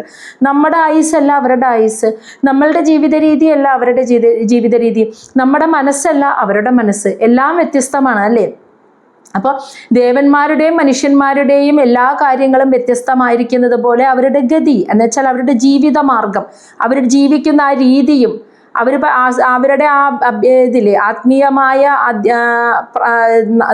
പ്രവൃത്തികൾ അല്ലെങ്കിൽ ആത്മീയമായ ചര്യകൾ അത് വ്യത്യസ്തമാണ്. മനുഷ്യരനുഷ്ഠിക്കുന്ന കർമ്മങ്ങൾ ദേവന്മാർക്ക് ബാധകമല്ല, ദേവന്മാർ അനുഷ്ഠിക്കുന്നത് മനുഷ്യനും പറ്റില്ല. അപ്പോൾ രണ്ട് കൂട്ടരുടെയും, മനുഷ്യൻ്റെയും ദേവന്മാരുടെയും പൃഥക് എന്ന് വെച്ചാൽ വെവ്വേറെയാണ്, ഗതി വെവ്വേറെയാണ്. അപ്പോൾ എന്താ ചെയ്യേണ്ടത്? സ്വ ഏവ ധർമ്മേണ സ്ഥിതഃ, സ്വ ഏവ ഓരോരുത്തരും അവനവൻ്റെ കർമ്മങ്ങൾ, ധർമ്മം എന്താണോ അതിൽ സ്ഥിതഃ, അതനുഷ്ഠിച്ച് ജീവിക്കുകയാണ് വേണ്ടത്. ഭൂമിയിൽ ജീവിക്കുന്ന മനുഷ്യർക്കായിട്ട് ജീവിതമാർഗം ഭഗവാൻ നൽകിയിട്ടുണ്ട്. വ്യാസദേവനായി അവതരിച്ച് വേദങ്ങളിൽ പറഞ്ഞു തന്നിട്ടുണ്ട്, ഇങ്ങനെ ഇനിയുള്ള കർമ്മങ്ങൾ ധാർമ്മികമായി അനുഷ്ഠിച്ച് ഭൗതിക ധർമ്മത്തെ അനുഷ്ഠിച്ച് ഭൂമിയിൽ ജീവിച്ചാൽ മോക്ഷം നേടാൻ ഓരോ മനുഷ്യനും യോഗ്യരായിത്തീരും. അതാണ് ഭൂമിയിലെ ജീവിതമാർഗം. എന്ന് വിചാരിച്ച് സ്വർഗത്തിൽ അതല്ല, അവർക്ക് അതിനേക്കാൾ ഉയർന്ന, അവര് ഭൂമിയിൽ ജീവിച്ച് മുക്തി എന്ന അവസ്ഥയെ പ്രാപിച്ച് ഭൂമിയിൽ ഒരു സ്ഥൂല ശരീരത്തിൽ ഇനി ജനിക്കില്ല, അങ്ങനെ അതിൽ നിന്നും മുക്തമായിട്ട് ദേവന്മാരായി ജനിച്ചവരാണ് അവര്. ദേവന്മാർ അതിൻ്റെ ലോകത്തെത്തി ദേവന്മാരായി ജനിച്ചവരാ. അപ്പൊ അതുകൊണ്ട് അവർ ഇതിലും ശ്രേഷ്ഠമായ തലത്തിൽ നിൽക്കുന്നവരാണ്. അപ്പൊ അതുകൊണ്ട് ഭൂമിയിൽ ജീവിക്കുന്ന മനുഷ്യന്റെ വ്യവസ്ഥകളല്ല ദേവന്മാരുടെ. അപ്പോൾ നമ്മൾ ഇതാണ് ധർമ്മം, എല്ലാ ലോകത്തും ഉള്ളവര് ഈ ധർമ്മം പാലിക്കണം എന്ന് പറഞ്ഞാൽ ശരിയാവുമോ? വേദത്തിൽ പറയുന്ന ചിട്ടകളും രീതികളും ഇതാണ് ധർമ്മം, എല്ലാ ലോകത്തുള്ള ദേവന്മാരും ഇനി ബ്രഹ്മലോകത്തിരിക്കുന്ന ബ്രഹ്മാവ് വരെ മനുഷ്യന്റെ ധർമ്മം എന്താ അതനുസരിച്ച് പാലിക്കണം എന്ന് പറഞ്ഞാൽ ശരിയാവില്ല. ഓരോരുത്തർക്കും മനുഷ്യന്റെ ധർമ്മം, ദേവന്മാർക്ക് ദേവന്മാരുടെ ധർമ്മം, ഈ ഗതികൾ വെവ്വേറെയാണ്. അതുകൊണ്ട് ഓരോരുത്തരും സ്വന്തം കർമ്മത്തെ, മനുഷ്യരെന്താണോ അവരവരുടെ കർമ്മത്തെ അത് ശരിയായ രീതിയിൽ ധാർമ്മികമായി അനുഷ്ഠിച്ച് സ്ഥിതി ചെയ്യുകയാണ് വേണ്ടത്. ന പരം ക്ഷിപേത്, അവിടെ മറ്റുള്ളവരെ കുറ്റപ്പെടുത്താൻ പാടില്ല. ഇതാണ് ധർമ്മം. ഒരു ദേവൻ ഞാൻ ജീവിക്കുന്ന പോലെ ജീവിക്കുന്നില്ല എന്ന് പറഞ്ഞിട്ട് ആ ദേവനെ കുറ്റപ്പെടുത്തരുത് എന്ന്. കാരണം അവരുടെ ധർമ്മം വേറെ, അതെന്താന്ന് നമുക്കറിയില്ല. അത് മനസ്സിലാവണമെങ്കിൽ ഭൂമിയിൽ ഇനി ഒരു ശരീര രൂപത്തിൽ ജനിക്കാത്ത രീതിയിൽ മുക്തി നേടി ഒരു ദേവനായി ജനിക്കണം. അപ്പോഴാണ് ദേവന്റെ ധർമ്മം അറിയുള്ളൂ, അല്ലേ? അല്ലാതെ മനുഷ്യന്റെ ധർമ്മമാണ് ശരി, എല്ലാവരും ഇത് പാലിക്കണം, ഇത് പാലിക്കാത്തവരൊക്കെ തെറ്റാണ് ചെയ്യുന്നത് എന്ന് ഒരിക്കലും പറയരുത് എന്ന്. മനസ്സിലായ? അതേപോലെ നമുക്ക് ഈ ഭൂമിയിൽ തന്നെ നമ്മളെപ്പോലെയുള്ള സാധാരണ ജനങ്ങളുടെ ഇടയിൽ നോക്കാം. ഞാനിപ്പോൾ നിത്യവും ഒരു ക്ഷേത്ര ദർശനം ചെയ്യുന്നു, എല്ലാ വഴിപാടുകളും ചെയ്യുന്നു, നാമജപങ്ങൾ നിത്യമായി നടത്തുന്നു, 2 നേരം വിളക്ക് വയ്ക്കുന്നു, എല്ലാ ചിട്ടകളും പാലിക്കുന്നു, ശുദ്ധവൃത്തികളൊക്കെ പാലിക്കുന്ന ഒരാളാണ് എങ്കിൽ ഒരാളെ ഞാൻ എന്നെ പരിചയപ്പെടുമ്പോൾ ആ വ്യക്തി ഇതൊന്നും ചെയ്യുന്നില്ല എന്ന് വിചാരിക്കുക, വ്രതാനുഷ്ഠാനങ്ങളോ നാമജപങ്ങളോ ക്ഷേത്ര ദർശനവും ശുദ്ധവൃത്തിയോ ഒന്നും ചെയ്യുന്നില്ലാത്ത ആളാണ്, ഞാൻ ഇതൊന്നും ചെയ്യാറില്ല എന്ന് പറയുന്ന ആളാണെന്ന് വിചാരിക്കുക. ഒരിക്കലും നമ്മുടെ മനസ്സിൽ അപ്പം ഇയാൾ ഒരു തരത്തിലുള്ള ഈശ്വരവിശ്വാസം ഉള്ളവനല്ല, ഞാനാണ് അപ്പം നല്ല വിശ്വാസി, ഞാൻ ചെയ്യുന്നതാണ് ശരി, ഇയാൾ എന്താ തെറ്റായ മാർഗത്തിലൂടെ സഞ്ചരിക്കുന്നവനാണ്, ഇയാൾ എന്താ ഇങ്ങനെ പറയുന്നത് എന്ന് ഒരിക്കലും തോന്നരുതെന്ന്. നമ്മുടെ മനസ്സിൻ്റെ തലമായിരിക്കില്ല ആ വ്യക്തിയുടെ മനസ്സിൻ്റെ തലം, അത് നമുക്കറിയില്ല. നമ്മൾ ഈ രീതിയിലുള്ള ചര്യയിലൂടെ പോയിക്കൊണ്ടിരിക്കുന്നത്, പക്ഷേ ആ വ്യക്തി അതിൻ്റെ അപ്പുറത്തേക്ക് കടന്നിട്ടുണ്ടാവും, മനോതലം നമ്മളെക്കാൾ ഉയർന്ന തലത്തിൽ എത്തിയിട്ടുണ്ടാവും. അതാണ് ഈ അവസ്ഥയെയൊക്കെ അദ്ദേഹം വേണ്ടാന്ന് വെച്ചത്. അല്ലാതെ നമ്മൾ അവരെ കുറ്റപ്പെടുത്തുകയോ ഇങ്ങനെയൊന്നും ചെയ്യാത്തവർക്ക് ഈശ്വരവിശ്വാസം ഇല്ല, അങ്ങനെയാണ് ഇങ്ങനെയാണ്, പുരോഗമനവാദിയാണ്, എല്ലാത്തിനെയും നിഷേധിക്കുന്നവനാണെന്ന് പറഞ്ഞ് നമ്മൾ ഒരിക്കലും അവരെ കുറ്റപ്പെടുത്തരുത്. അവരുടെ മനോതലം ഈ ഭൗതിക കർമ്മങ്ങളിൽ നിന്നൊക്കെ മുക്തമായി നിൽക്കുന്ന ഒരു സ്റ്റേജിലാണ് നിൽക്കുന്നതെങ്കിൽ അവർക്കൊരിക്കലും അത് ചെയ്യാൻ പറ്റില്ല. നമ്മളെപ്പോലെ ചെയ്യാൻ പറ്റില്ല. അതുകൊണ്ട് ഒരിക്കലും, അതാണ് പറയുന്നത് സതീദേവി ന പരം ക്ഷിബേത്, മറ്റൊരാളെ ഒരിക്കലും കുറ്റം പറയാൻ പാടില്ല. നമ്മുടെ കർമ്മം എന്താണോ, നമ്മൾ മനസ്സ് നമ്മളോട് പറഞ്ഞ് നമ്മൾ ചെയ്യാൻ ഉദ്ദേശിക്കുന്ന ചിട്ടയും വേദ നിയമങ്ങളും ചിട്ടകളും ജീവിതക്രമങ്ങളും എന്താണോ അത് അനുഷ്ഠിച്ച് നമ്മൾ ജീവിക്കുക. പക്ഷെ അത് ചെയ്യാത്തവനെ നോക്കി ഒരിക്കലും കുറ്റം പറയരുത്. അവൻ്റെ മനോതലം ഏത് അവസ്ഥയിലാണ് നിൽക്കണേന്ന് നമുക്കറിയില്ല. അതുകൊണ്ടാണ് അത് പറയരുത് എന്ന് പറയുന്നത്. ദക്ഷൻ ഇപ്പം അതാണല്ലോ ചെയ്തത്. എല്ലാവരും എന്നെ ആദരിക്കുന്നു, എഴുന്നേറ്റ് നിൽക്കുന്നു, നമസ്കരിക്കുന്നു, ഉചിതമായ വാക്കുകൾ പറയുന്നു. ഈ മര്യാദകൾ ശിവൻ പാലിക്കുന്നില്ല. ഇതാണ് ദക്ഷൻ കുറ്റം പറയുന്നത്. മഹാദേവന്റെ തലം എന്താണെന്ന് ദക്ഷൻ മനസ്സിലാക്കാതെയാണ് ആ കുറ്റം പറഞ്ഞത്. അതാണ് സതീദേവി ഇവിടെ പറഞ്ഞു കൊടുത്തത്. ആത്മാരാമന്മാരായി കഴിയുന്ന മഹർഷിമാർ ഒരിക്കലും വേദത്തിലെ ചിട്ടകളെയും നിയമങ്ങളെയും പിന്തുടരുന്നവരല്ല. ദേവന്മാർക്കും മനുഷ്യന്മാർക്കും വ്യത്യസ്ത ജീവിതഗതിയാണ്. അതുകൊണ്ട് ദേവന്മാർ മനുഷ്യരെയോ മനുഷ്യർ ദേവന്മാരെയോ കുറ്റപ്പെടുത്തിയിട്ട് കാര്യമില്ല. ഓരോരുത്തരും അവനവൻ്റെ ധർമ്മം അനുഷ്ഠിച്ച് അതിൽ ശ്രദ്ധിക്കുക, അത് കൃത്യമായി അനുഷ്ഠിച്ച് ജീവിക്കുക. മറ്റൊരാളെ ഒരിക്കലും കുറ്റം പറയാൻ പാടില്ല എന്ന് എടുത്തു പറയാണ് സതീദേവി. ശ്ലോകം 20. കർമ്മം പ്രവർത്തം ച നിവൃത്തം അഭിഋതം വേദേ വിവിച്യ ഉഭയലിംഗമാശ്രിതം വിരോധി തത് യൗഗപദേ ഏകകർത്തരി ദ്വയം തഥാ ബ്രഹ്മണി കർമ്മ ന ഋച്ഛതി. കർമ്മ ന ഋച്ഛതി. ഇവിടെ സതി പറയാണ് കർമ്മം രണ്ട് വിധത്തിലാണെന്ന്. പ്രവർത്തം ച നിവൃത്തം, പ്രവൃത്തിമാർഗവും ഉണ്ട് നിവൃത്തിമാർഗവും ഉണ്ട് കർമ്മത്തിന്. അഭിഋതം, ഇത് രണ്ടും ശരി തന്നെയാണെന്ന്. എന്ന് വെച്ചാൽ കർമ്മം ചെയ്യുന്നതിന് പ്രവൃത്തിമാർഗവും ഉണ്ട് നിവൃത്തിമാർഗവും ഉണ്ട്. പ്രവൃത്തിമാർഗം, ഈ രണ്ട് മാർഗത്തിലൂടെയും കർമ്മം ചെയ്യാമെന്ന് മനുഷ്യർക്ക്. പ്രവൃത്തി മാർഗം എന്ന് വെച്ചാൽ എന്താ, മുഴുവൻ അറ്റാച്ച്മെൻറ്റും ആസക്തിയോടും കൂടി ഞാനാണ് ആ പ്രവൃത്തി ചെയ്യുന്നത്, എൻ്റെ കഴിവുകൊണ്ട് ഞാൻ പഠിച്ചെടുത്തു, ഞാൻ ഹാർഡ് വർക്ക് ചെയ്തു, ഇന്ന കാര്യങ്ങൾ നേടിയെടുക്കാൻ വേണ്ടി ലക്ഷ്യം വെച്ച് നമ്മൾ പൂർണ്ണമായ ആസക്തിയോടുകൂടി, ആ കർമ്മത്തിനോടുള്ള ആസക്തിയോടുകൂടി നമ്മൾ ചെയ്യുന്ന കർമ്മം പ്രവൃത്തി. അതിനെയാണ് കർമ്മത്തിൻ്റെ പ്രവൃത്തി മാർഗം എന്ന് പറയുന്നത്. നിവൃത്തി മാർഗം എന്ന് പറഞ്ഞാൽ എന്താ, ആ കർമ്മം ഞാനല്ല ചെയ്യുന്നത്, എൻ്റെ ശരീരത്തെ മനസ്സിനെ ബുദ്ധിയെ ചലിപ്പിക്കുന്ന ശക്തിയാണ് ആ കർമ്മത്തെ പ്രവർത്തിപ്പിക്കുന്നത്, ആ കർമ്മമായിരിക്കുന്നത് ആ കർമ്മത്തെ ചെയ്യുന്നത് എന്ന് ആ പ്രകൃതി ശക്തിക്ക് സമർപ്പിച്ച് ഒരു ആഗ്രഹവുമില്ലാതെ സ്വധർമ്മമായി നിഷ്കാമമായും കർമ്മം ചെയ്യാം. അതാണ് കർമ്മത്തിൻ്റെ നിവൃത്തി മാർഗം എന്ന് പറയുന്നത്. അറ്റാച്ച്മെൻ്റ് ഇല്ലാതെ ചെയ്യുന്ന മാർഗം. അപ്പം കർമ്മം രണ്ട് രീതിയിലും ചെയ്യുന്നുണ്ട്. ആസക്തിയോടുകൂടിയും ഫലം ആഗ്രഹിച്ചും ചെയ്യുന്നു, ഞാൻ എന്ന അഹങ്കാരത്തോടെയും ചെയ്യുന്നു. നിഷ്കാമമായി ഞാനല്ല ഈ കർമ്മം ചെയ്യുന്നത് എന്ന് ആ ഭഗവാനിൽ സമർപ്പിച്ചും കർമ്മം ചെയ്യുന്നു. അതാണ് പ്രവൃത്തി മാർഗവും നിവൃത്തി മാർഗവും. അഭിഋതം, ഇത് രണ്ടു മാർഗവും ശരിയാണ്. പക്ഷേ ഇത് വേദേ വിവിച്യ, വേദത്തിലാണ് വിവിച്ച ഈ വിഭജനം. ഉഭയലിംഗം, ഈ രണ്ടു മാർഗം ആശ്രിതം. ഈ രണ്ടു മാർഗത്തെക്കുറിച്ച് വേദത്തെ ആശ്രയിച്ചു നോക്കിയാൽ, വേദത്തിലൂടെയാണ് നമ്മൾ ഈ ഒരു വ്യത്യാസം, ഈ കർമ്മത്തിൻ്റെ പ്രവൃത്തി മാർഗവും നിവൃത്തി മാർഗം എന്ന വ്യത്യാസത്തെ നമ്മൾ കാണുന്നത്. അപ്പോൾ വേദത്തെ ആശ്രയിച്ചാണ് ഈ രണ്ട് വ്യത്യാസവും കാണുന്നത്. ഇനി പറയുന്നത് വിരോധി. പക്ഷേ വിരോധി എന്ന് വെച്ചാൽ എന്താർത്ഥം, വൈരുദ്ധ്യം, നടക്കില്ല എന്നെന്ന്. ഇത് യൗഗപദേ ഏകകർത്തരി. യൗഗപദേ ഏകകർത്തരി എന്ന് വെച്ചാൽ ഈ രണ്ടു മാർഗത്തിലുള്ള കർമ്മങ്ങളും ഏകകർത്തരി, ഒരു കർത്താവിനെ അല്ലെങ്കിൽ ഒരു വ്യക്തിക്ക് വിരോധി, സാധിക്കില്ല, അതൊരിക്കലും നടക്കില്ല എന്ന്. ഒരു വ്യക്തിക്ക് ഈ രണ്ടു മാർഗത്തിലും കർമ്മം ചെയ്യാൻ ഒരിക്കലും സാധിക്കില്ല. ഒന്നുകിൽ അയാൾ പ്രവൃത്തി മാർഗത്തിൽ കർമ്മം ചെയ്യുന്നവനായിരിക്കും, അല്ലെങ്കിൽ നിവൃത്തി മാർഗത്തിൽ കർമ്മം ചെയ്യുന്നവനായിരിക്കും. ഈ പ്രവൃത്തി മാർഗവും നിവൃത്തി മാർഗവും, ഈ രണ്ടു മാർഗത്തിലൂടെയും ഒരു വ്യക്തിക്ക് കർമ്മം ചെയ്ത് ജീവിക്കാന്ന് വെച്ചാൽ അത് സാധ്യമല്ല. അതുകൊണ്ട് ബ്രഹ്മണി, ആ പരമാത്മാവായിരിക്കുന്ന മഹാദേവനെ ദ്വയം, ഈ രണ്ടും കർമ്മ ന ഋച്ഛതി, ഈ രണ്ടു മാർഗത്തിലുള്ള കർമ്മവും ആ മഹാദേവനെ ന ഋച്ഛതി, ബാധിക്കില്ല. കാരണം വേദത്തിലാണ് കർമ്മത്തിൻ്റെ പ്രവൃത്തി നിവൃത്തി എന്നീ രണ്ടു മാർഗമായിട്ടുള്ള വേർതിരിവ് പ്രതിപാദിച്ചിരിക്കുന്നത്. ഒരു വ്യക്തിക്ക് ഈ രണ്ടു മാർഗത്തിലും ഒരേ സമയം കർമ്മം ചെയ്യാൻ പറ്റില്ല. ഏതെങ്കിലും ഒരു മാർഗത്തെ മാത്രമേ സ്വീകരിക്കാൻ പറ്റുള്ളൂ. പക്ഷേ ഇത് രണ്ടു മാർഗത്തിൽ നിന്നും മുക്തമായി നിൽക്കുന്ന, കർമ്മമേ ഇല്ലാതെ വിരക്തനായി നിൽക്കുന്ന ഒരു ഭഗവാനുണ്ട്. അതാണ് പരമാത്മാവ് ഇത് രണ്ടിലുമില്ല. അങ്ങനെയുള്ള ഭാവത്തിലാണ് മഹാദേവൻ ഇരിക്കുന്നത് എന്ന്. അപ്പോൾ കർമ്മത്തിനോട് ആസക്തിയോടുകൂടി കർമ്മം ചെയ്യുന്നവരുണ്ട്, ആസക്തി ഇല്ലാതെ നിഷ്കാമമായി ഭഗവാനിൽ അർപ്പിച്ച് കർമ്മം ചെയ്യുന്ന മാർഗമുണ്ട്. ഈ രണ്ട് മാർഗവും, കർമ്മത്തിൻ്റെ ഈ രണ്ട് മാർഗവും വേദത്തിലാണ് പറഞ്ഞിരിക്കുന്നത്. പക്ഷേ സാക്ഷാൽ പരമാത്മാവിനുണ്ടോ ഈ രണ്ട് മാർഗവും? ഭഗവാൻ അവിടെ ഒന്നും ചെയ്യുന്നില്ല, പൂർണ്ണ വിരക്തമായിരിക്കുകയാണ്. അപ്പോൾ ആ പരമാത്മാവായിരിക്കുന്ന മഹാദേവൻ ഈ രണ്ട് മാർഗത്തിൽ ഇതിൽ നിന്ന് രണ്ടിൽ നിന്നും മുക്തനായിരിക്കുന്നവനാണ്. അതുകൊണ്ട് പറയുന്നത് അങ്ങനെ ഇരിക്കുന്ന ആ ഭഗവാനെയാണ് അങ്ങ് ഈ കുറ്റം പറയുന്നത്. ഈ ഉപചാരങ്ങൾ കാണിച്ചില്ല, ആദരവ് കാണിച്ചില്ല, അങ്ങനെ ജീവിക്കുന്നു, ഇങ്ങനെ ജീവിക്കുന്നു, നല്ല രീതിയിൽ ജീവിക്കുന്നില്ല, ശ്മശാനത്തിൽ വസിക്കുന്നു, പലതും പറഞ്ഞ് അങ്ങ് കുറ്റം പറഞ്ഞത്. ഈ രണ്ടു മാർഗത്തിലും കർമ്മം ചെയ്യുന്നവരുടെ ഇടയിൽ ഭഗവാനെ പെടുത്താൻ പറ്റില്ല.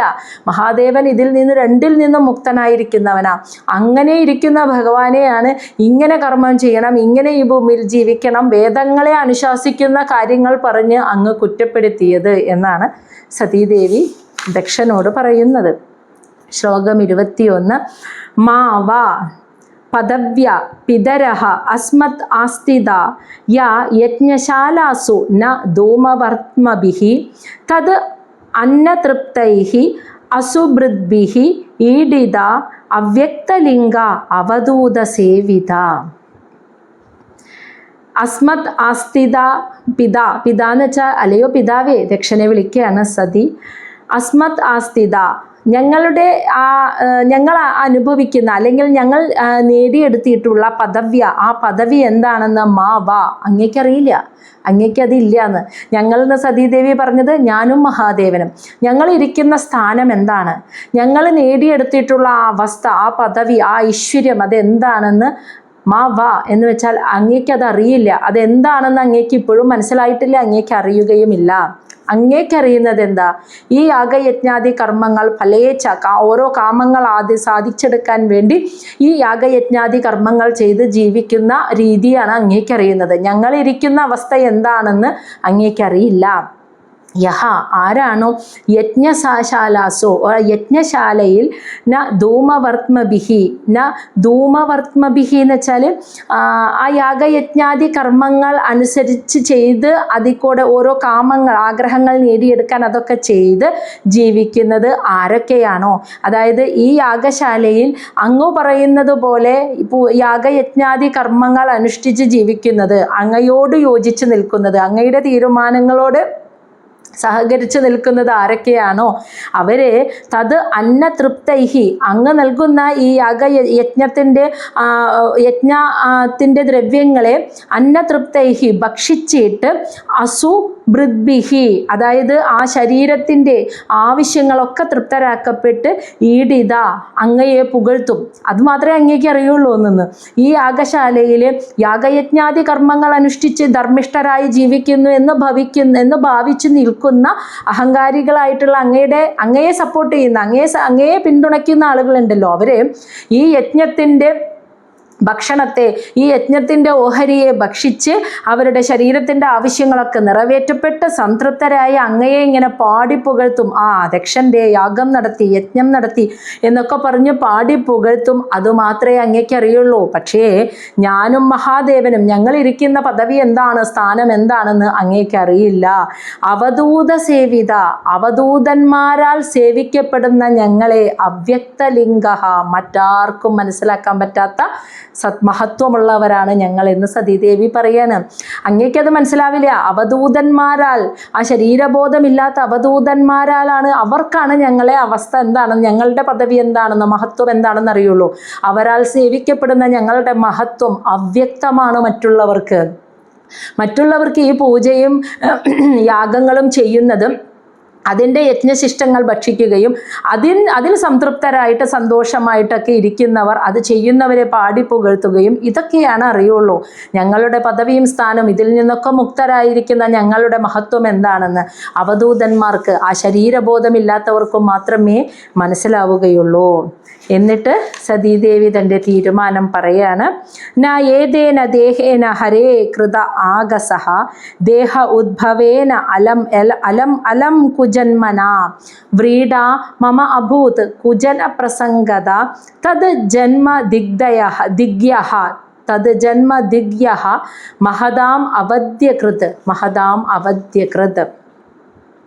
അപ്പോൾ സതീദേവി പറയാണ്, കൃത ആഗസ, ഹരേ ആ മഹാദേവനെ കൃത ആഗസ, അദ്ദേഹത്തെ അവഗണിച്ച, അദ്ദേഹത്തോട് അപരാധം ചെയ്ത, ദേഹ ഉദ്ഭവേന ആ ശരീരത്തിൽ നിന്നും, ആ മഹാദേവനെ അപമാനിച്ചത് ആരാണോ അവൻ്റെ ശരീരത്തിൽ നിന്നും ഉണ്ടായ അലം ഉണ്ടായ ഈ ഒരു ഏതേന ദേഹേന ഈ ശരീരത്തെ അലം എന്ന് വെച്ചാൽ ധാരാളമായിട്ട് ഞാൻ അനുഭവിച്ചു. ഇനി കുജന്മന, അതായത് നിന്ദ്യമായ ഈ ശരീരത്തെ, അത്രയ്ക്കും അടുക്ക പിടിച്ച മലിനപ്പെട്ട ഈ ശരീരത്തെ ഇനി എനിക്ക് എന്ന് വെച്ചാൽ ഏതേന ദേഹേന എന്ന് വെച്ചാൽ അത് എനിക്കിനി വേണ്ട എന്ന്.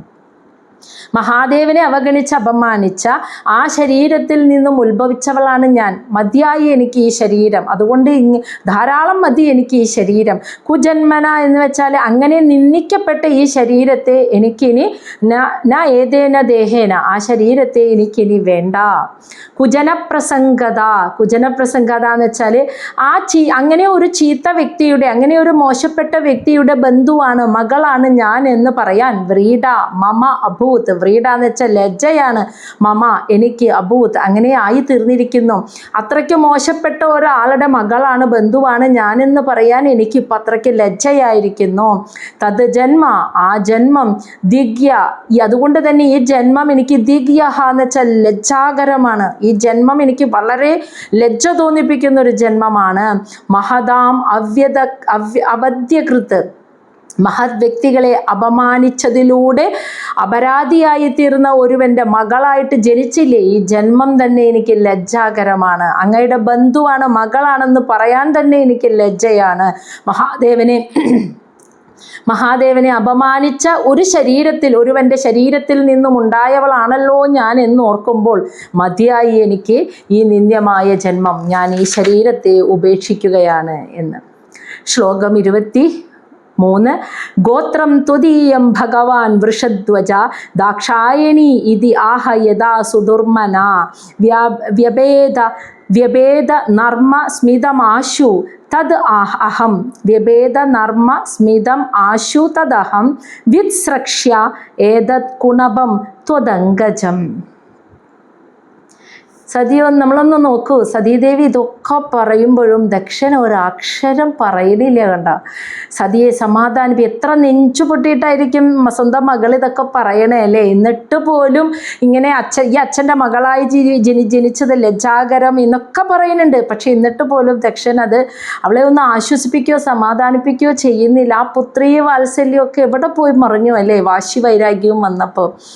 ഇപ്പം സതി പറയാണ് കേട്ടോ, ഭഗവാൻ വൃഷധ്വജ, ഭഗവാൻ മഹാദേവൻ, ദാക്ഷായണി ഇതി ആഹ, ദക്ഷൻ്റെ പുത്രിയാണ് നീ എന്ന് എന്നെ ഓർമ്മിപ്പിക്കുന്ന രീതിയിൽ ദാക്ഷായണി ഇതി എന്ന് വെച്ചാൽ ഇപ്രകാരം ആഹ, എന്നെ ഇനി വിളിക്കില്ലേ. യഥാ, അതെപ്പോഴാണോ ഇനി വിളിക്കുന്നത്, സുദുർമന, അത് കേൾക്കുമ്പോൾ എൻ്റെ മനസ്സിന് വേദനിക്കുന്നു, ദുഃഖിക്കുന്നു.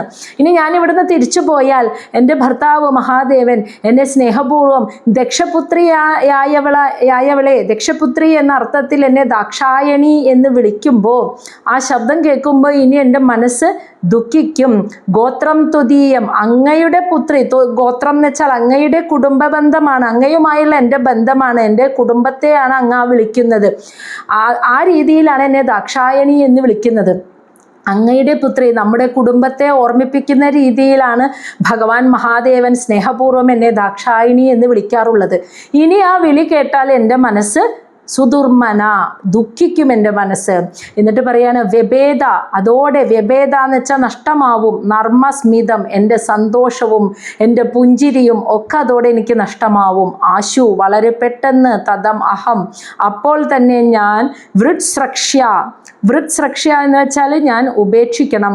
ഏതത്, ഈ ശരീരം. കുണപം എന്ന് വെച്ചാൽ മൃതശരീരത്തിന് തുല്യമായ ഈ ശരീരം. ത്വദംഗജം, അങ്ങയുടെ ശരീരത്തിൽ നിന്നും ഉൽപ്പാദിപ്പിക്കപ്പെട്ട എൻ്റെ ഈ മൃതശരീരത്തിന് തുല്യമായ എൻ്റെ ഈ ശരീരം, അതുകൊണ്ട് ഞാൻ ഉപേക്ഷിക്കണം. അതാണ് ആ പറഞ്ഞത്. അപ്പോൾ ഭഗവാൻ എന്നെ സ്നേഹപൂർവ്വം നമ്മുടെ കുടുംബത്തിൻ്റെ പേരെടുത്ത് വിളിച്ച്, അങ്ങയുടെ പേരെടുത്ത് വിളിച്ച് ദാക്ഷായണി എന്ന് എന്നെ വിളിക്കുമ്പോൾ ഇനി ഞാൻ ആ വിളി കേട്ടാൽ എത്രമാത്രം എൻ്റെ മനസ്സ് ദുഃഖിക്കും. അതോടെ എൻ്റെ സന്തോഷവും എൻ്റെ പുഞ്ചിരിയൊക്കെ ഇല്ലാതാവും. അതുകൊണ്ട് എത്രയും പെട്ടെന്ന് ഞാൻ ഇനി തിരിച്ചു പോകാൻ പാടില്ല. എത്രയും പെട്ടെന്ന് ഞാൻ അങ്ങയുടെ ശരീരത്തിൽ നിന്ന് ഉൽപ്പാദിക്കപ്പെട്ട മൃതശരീരത്തിന് തുല്യമായ എൻ്റെ ഈ ശരീരത്തെ ഇവിടെ ഉപേക്ഷിക്കണം എന്ന് ഇങ്ങനെ പറയുന്ന കേൾക്കുമ്പോൾ ചിലരുടെയെങ്കിലും ഉള്ളിൽ ചിലപ്പോൾ തോന്നിപ്പോകും, എന്തൊരു വാശിയാണ് സതിക്ക് അല്ലേ എന്ന്. അങ്ങനെ തോന്നിപ്പോയവരാരെങ്കിലും ഉണ്ടോ?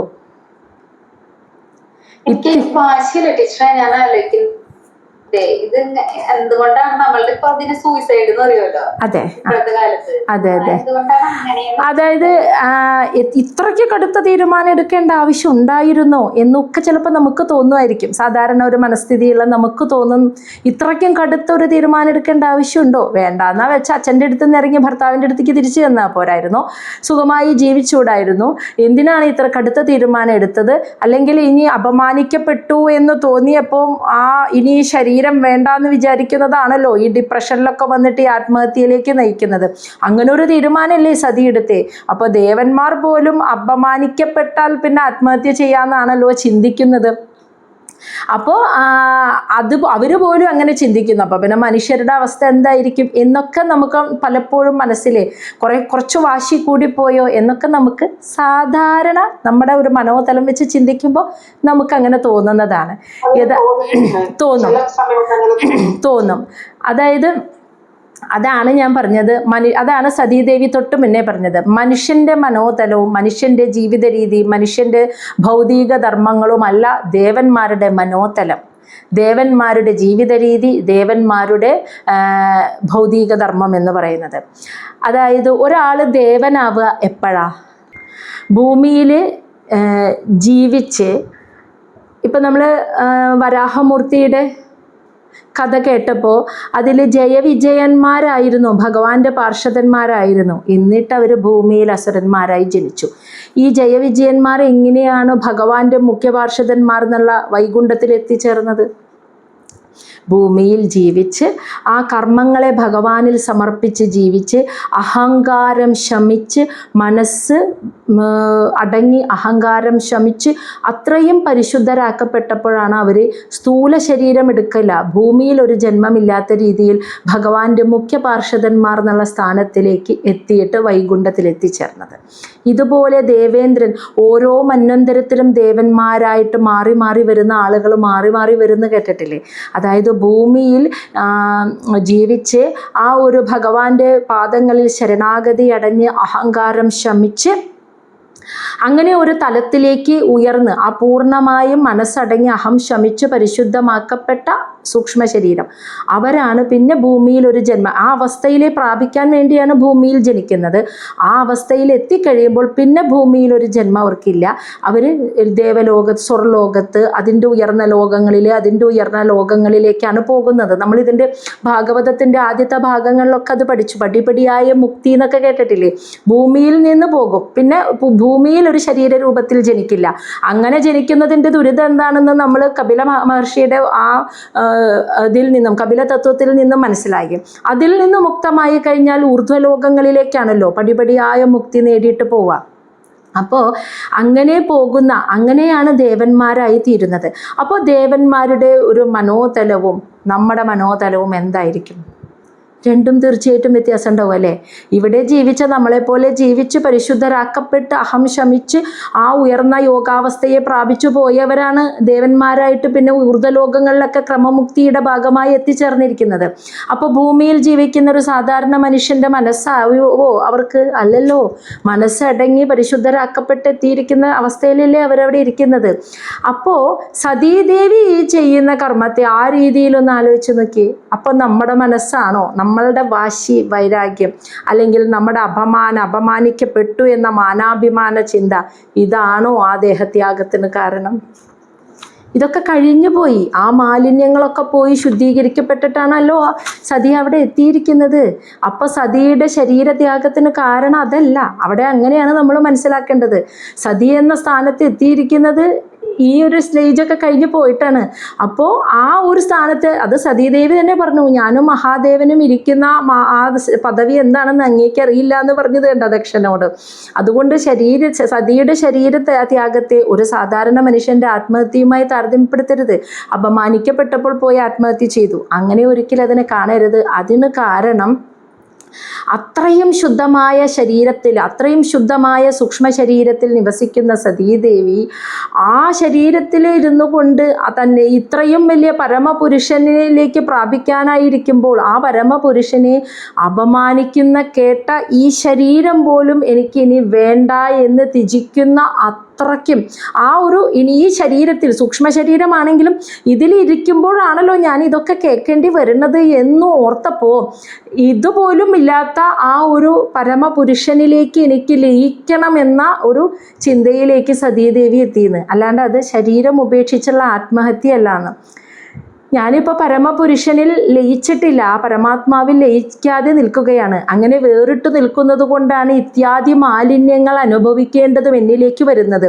അപ്പോൾ ഈ മാലിന്യങ്ങളിലൊക്കെ പൂർണ്ണമുക്തമാവണമെങ്കിൽ ഞാൻ പുരുഷനിൽ നിന്നും വേറിട്ട് നിൽക്കാതെ പുരുഷനിലേക്ക് ലയിക്കുകയാണ് വേണ്ടത് എന്ന് സതി തിരിച്ചറിഞ്ഞപ്പോൾ ഈ മാലിന്യങ്ങളിൽ നിന്നൊക്കെ മുക്തയാവാൻ വേണ്ടിയാണ് ആ ശരീരത്തെ സതീദേവി ഉപേക്ഷിച്ചത്.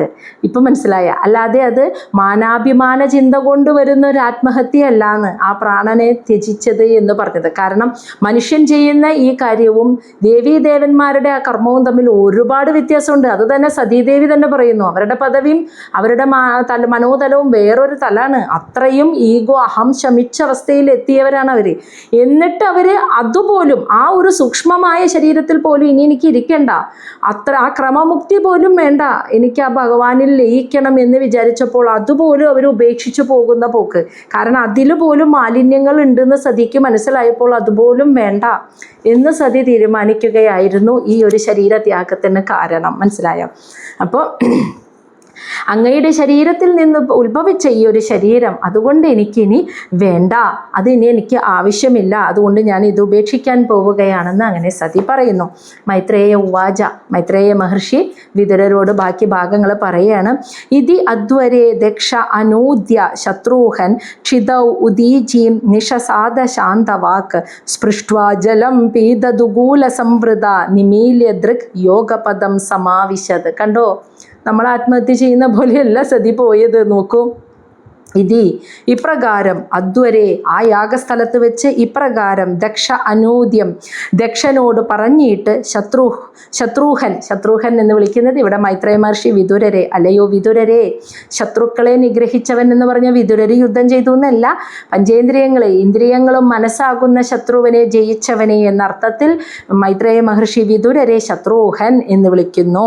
അല്ലയോ വിതുരരെ, ഇപ്രകാരം ആ യാഗഭൂമിയിൽ വെച്ച് ദക്ഷനോട് പറഞ്ഞിട്ട് സതീദേവി എന്താ ചെയ്തത്? ക്ഷിതൗ ഭൂമിയിൽ ഉദീജ്യം വടക്ക് ദിശയിലേക്ക് നോക്കിയിട്ട് നിഷസാദ ഇരുന്നു, ശാന്തവാക് മൗനമായിട്ട്, പിന്നെ ഒന്നും മിണ്ടിയില്ല. ഭൂമിയിൽ വടക്കോട്ട് നോക്കി ആ നിലത്ത് ഇരുന്നു. എന്നിട്ട് സ്പൃഷ്ടു ആ ജലം, കയ്യിൽ ജലം എടുത്തു.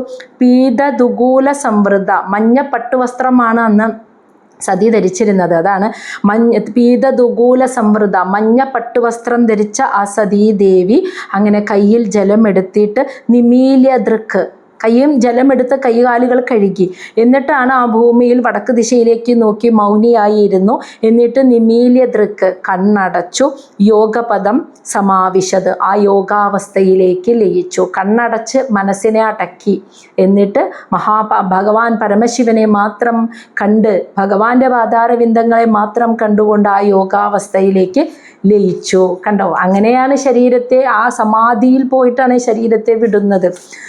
കാരണം ഒരു മാലിന്യവും ഇനി വേണ്ട എന്ന് വിചാരിച്ച്. ശ്ലോകം 25.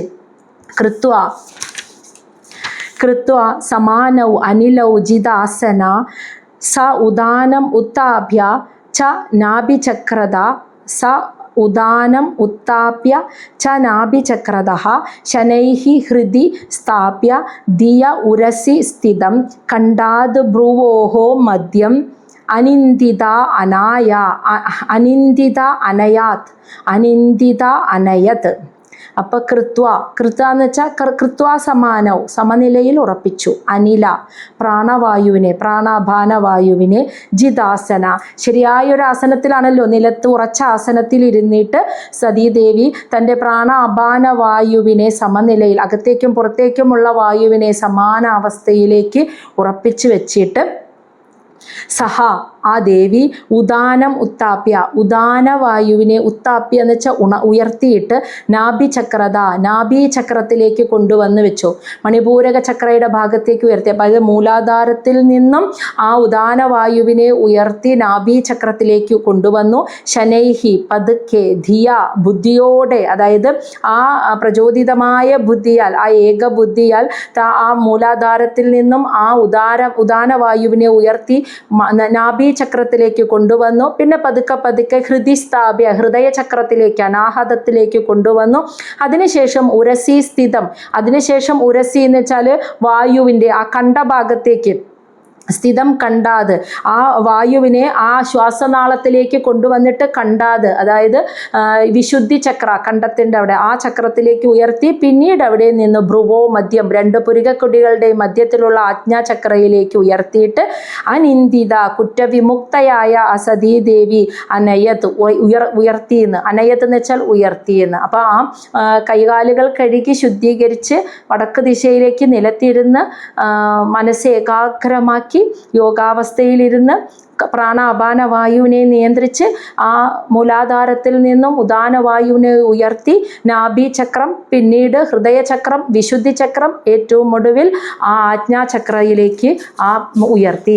അപ്പോൾ മൂലാധാരത്തിൽ നിന്ന് ഇരിക്കുന്ന ഞാൻ മനുഷ്യനാണെന്നുള്ള ആ മനുഷ്യബോധത്തെ സഹസ്രാര പത്മത്തിലിരിക്കുന്ന ഈശ്വരബോധത്തിലേക്ക് എത്തിച്ചു കഴിഞ്ഞാൽ ഈശ്വരനും മനുഷ്യനും ഒന്നായി. അപ്പോൾ ബോധം എന്ന് പറഞ്ഞാൽ ഈ പ്രാണവായുവിൻ്റെ മേൽപോട്ടുള്ള ആ ഉയർത്തിയിട്ടാണ് അതിനെ ആ സഹസ്രാര പത്മത്തിലേക്ക് കൊണ്ടെത്തിക്കുന്നത്. അതോടെ ഈശ്വരനും മനുഷ്യനും ഒന്നാവുന്നൊരവസ്ഥയിലേക്ക് എത്തുകയാണ് ചെയ്യുന്നത്. അപ്പം ആ കർമ്മമാണ് സതീദേവി അവിടെ ചെയ്തുകൊണ്ടിരിക്കുന്നത്. അപ്പം പരമശിവൻ എന്ന് പറഞ്ഞാൽ ആ സഹസ്രാരത്തിലായിരിക്കുന്നത്. ഇപ്പം പരമശിവനിൽ നിന്നും വേറിട്ട് നിൽക്കുന്ന ബുദ്ധിയാണ് സതിയുടെ. അപ്പം സതി സ്വയം പരമശിവനിലേക്ക് ലയിക്കാനായിട്ട്, ഇനി ഞാനും ശിവനും വേറിട്ട ശരീരമല്ല, ഞാനും മഹാദേവനും ഞാനും ഒന്നായി നിൽക്കണമെന്ന് മനസ്സിലാക്കി മഹാദേവനിലേക്ക് ലയിക്കണമെന്ന് വിചാരിച്ച്. അപ്പോൾ കാരണം മഹാദേവൻ അത്രയും എല്ലാത്തിൽ നിന്നും മുക്തനായി നിൽക്കുന്ന അവസ്ഥയാണ്. മുക്തി എനിക്ക് വരാത്തത് കൊണ്ടാണ് ഞാൻ ഈ കാപട്യങ്ങളും ഈ കളങ്കങ്ങളൊക്കെ കാണേണ്ടിയും കേൾക്കേണ്ടിയും വന്നത്. അപ്പോൾ അതുകൊണ്ട് ഇതൊന്നും എനിക്കിനി വേണ്ട എന്ന് ദേവിക്ക് തോന്നിയപ്പോൾ ദേവിക്ക് പരമശിവനിലേക്ക് ലയിക്കണം എന്ന ആഗ്രഹം വന്ന് അങ്ങനെ യോഗാവസ്ഥയിൽ ഇരുന്ന് അങ്ങനെ പ്രാണവായുവിനെ മൂലാധാരത്തിൽ നിന്ന് ഉയർത്തി സഹസ്രാരത്തിലേക്ക് എത്തിക്കുകയാണ്. ഏവം സ്വദേഹം മഹദാ മഹീയസ മുഹുഹു സമാരോപിതം അംഗം ആദരാത് ജിഹാസതി ദക്ഷരുഷാ മനസ്വിനി ദധാര ഗാത്രേഷു അനില അഗ്നിധാരണം. ഇപ്പം സതി ഇങ്ങനെയാണ് പോയത്. ഏവം ഇപ്രകാരം. അപ്പം മൈത്രേയ മഹർഷി പറയാണ് ഇപ്രകാരം മഹദാം മഹീയസ മഹാത്മാക്കൾ കൊണ്ട് ആരാധിക്കപ്പെടുന്നവനായ ആ മഹാദേവൻ മുഹുഹു പലവട്ടം സമാരോപിതം ഇരുത്തി അംഗം ആദരാത് തൻ്റെ അംഗം എന്ന് വെച്ചാൽ തൻ്റെ മടിത്തട്ടിൽ, എന്നിട്ട് ആദരപൂർവം, അതായത് മഹാത്മാക്കളാൽ ആരാധിക്കപ്പെടുന്ന സാക്ഷാൽ പരമശിവൻ തൻ്റെ മടിത്തട്ടിൽ സതീദേവിയെ ഇരുത്തിയിട്ട് പലവട്ടം സ്നേഹപൂർവ്വം ആദരപൂർവം സതീദേവിയെ സ്നേഹിക്കാറുണ്ടായിരുന്നു. മടിത്തട്ടിൽ ഇരുത്തി ലാളിക്കാറുണ്ടായിരുന്ന സതീദേവിയുടെ ആ സ്വദേഹം, അങ്ങനെയുള്ള സതിയുടെ ആ ശരീരമാണ് ദക്ഷരുഷ ദക്ഷനോടുള്ള കോപത്താൽ മനസ്വിനി എന്ന് സതീദേവിയെ വിളിക്കുന്നു. കണ്ടോ, മനോനിയന്ത്രണം നഷ്ടപ്പെട്ട മനുഷ്യരാണ് ആത്മഹത്യ ചെയ്യുന്നത്.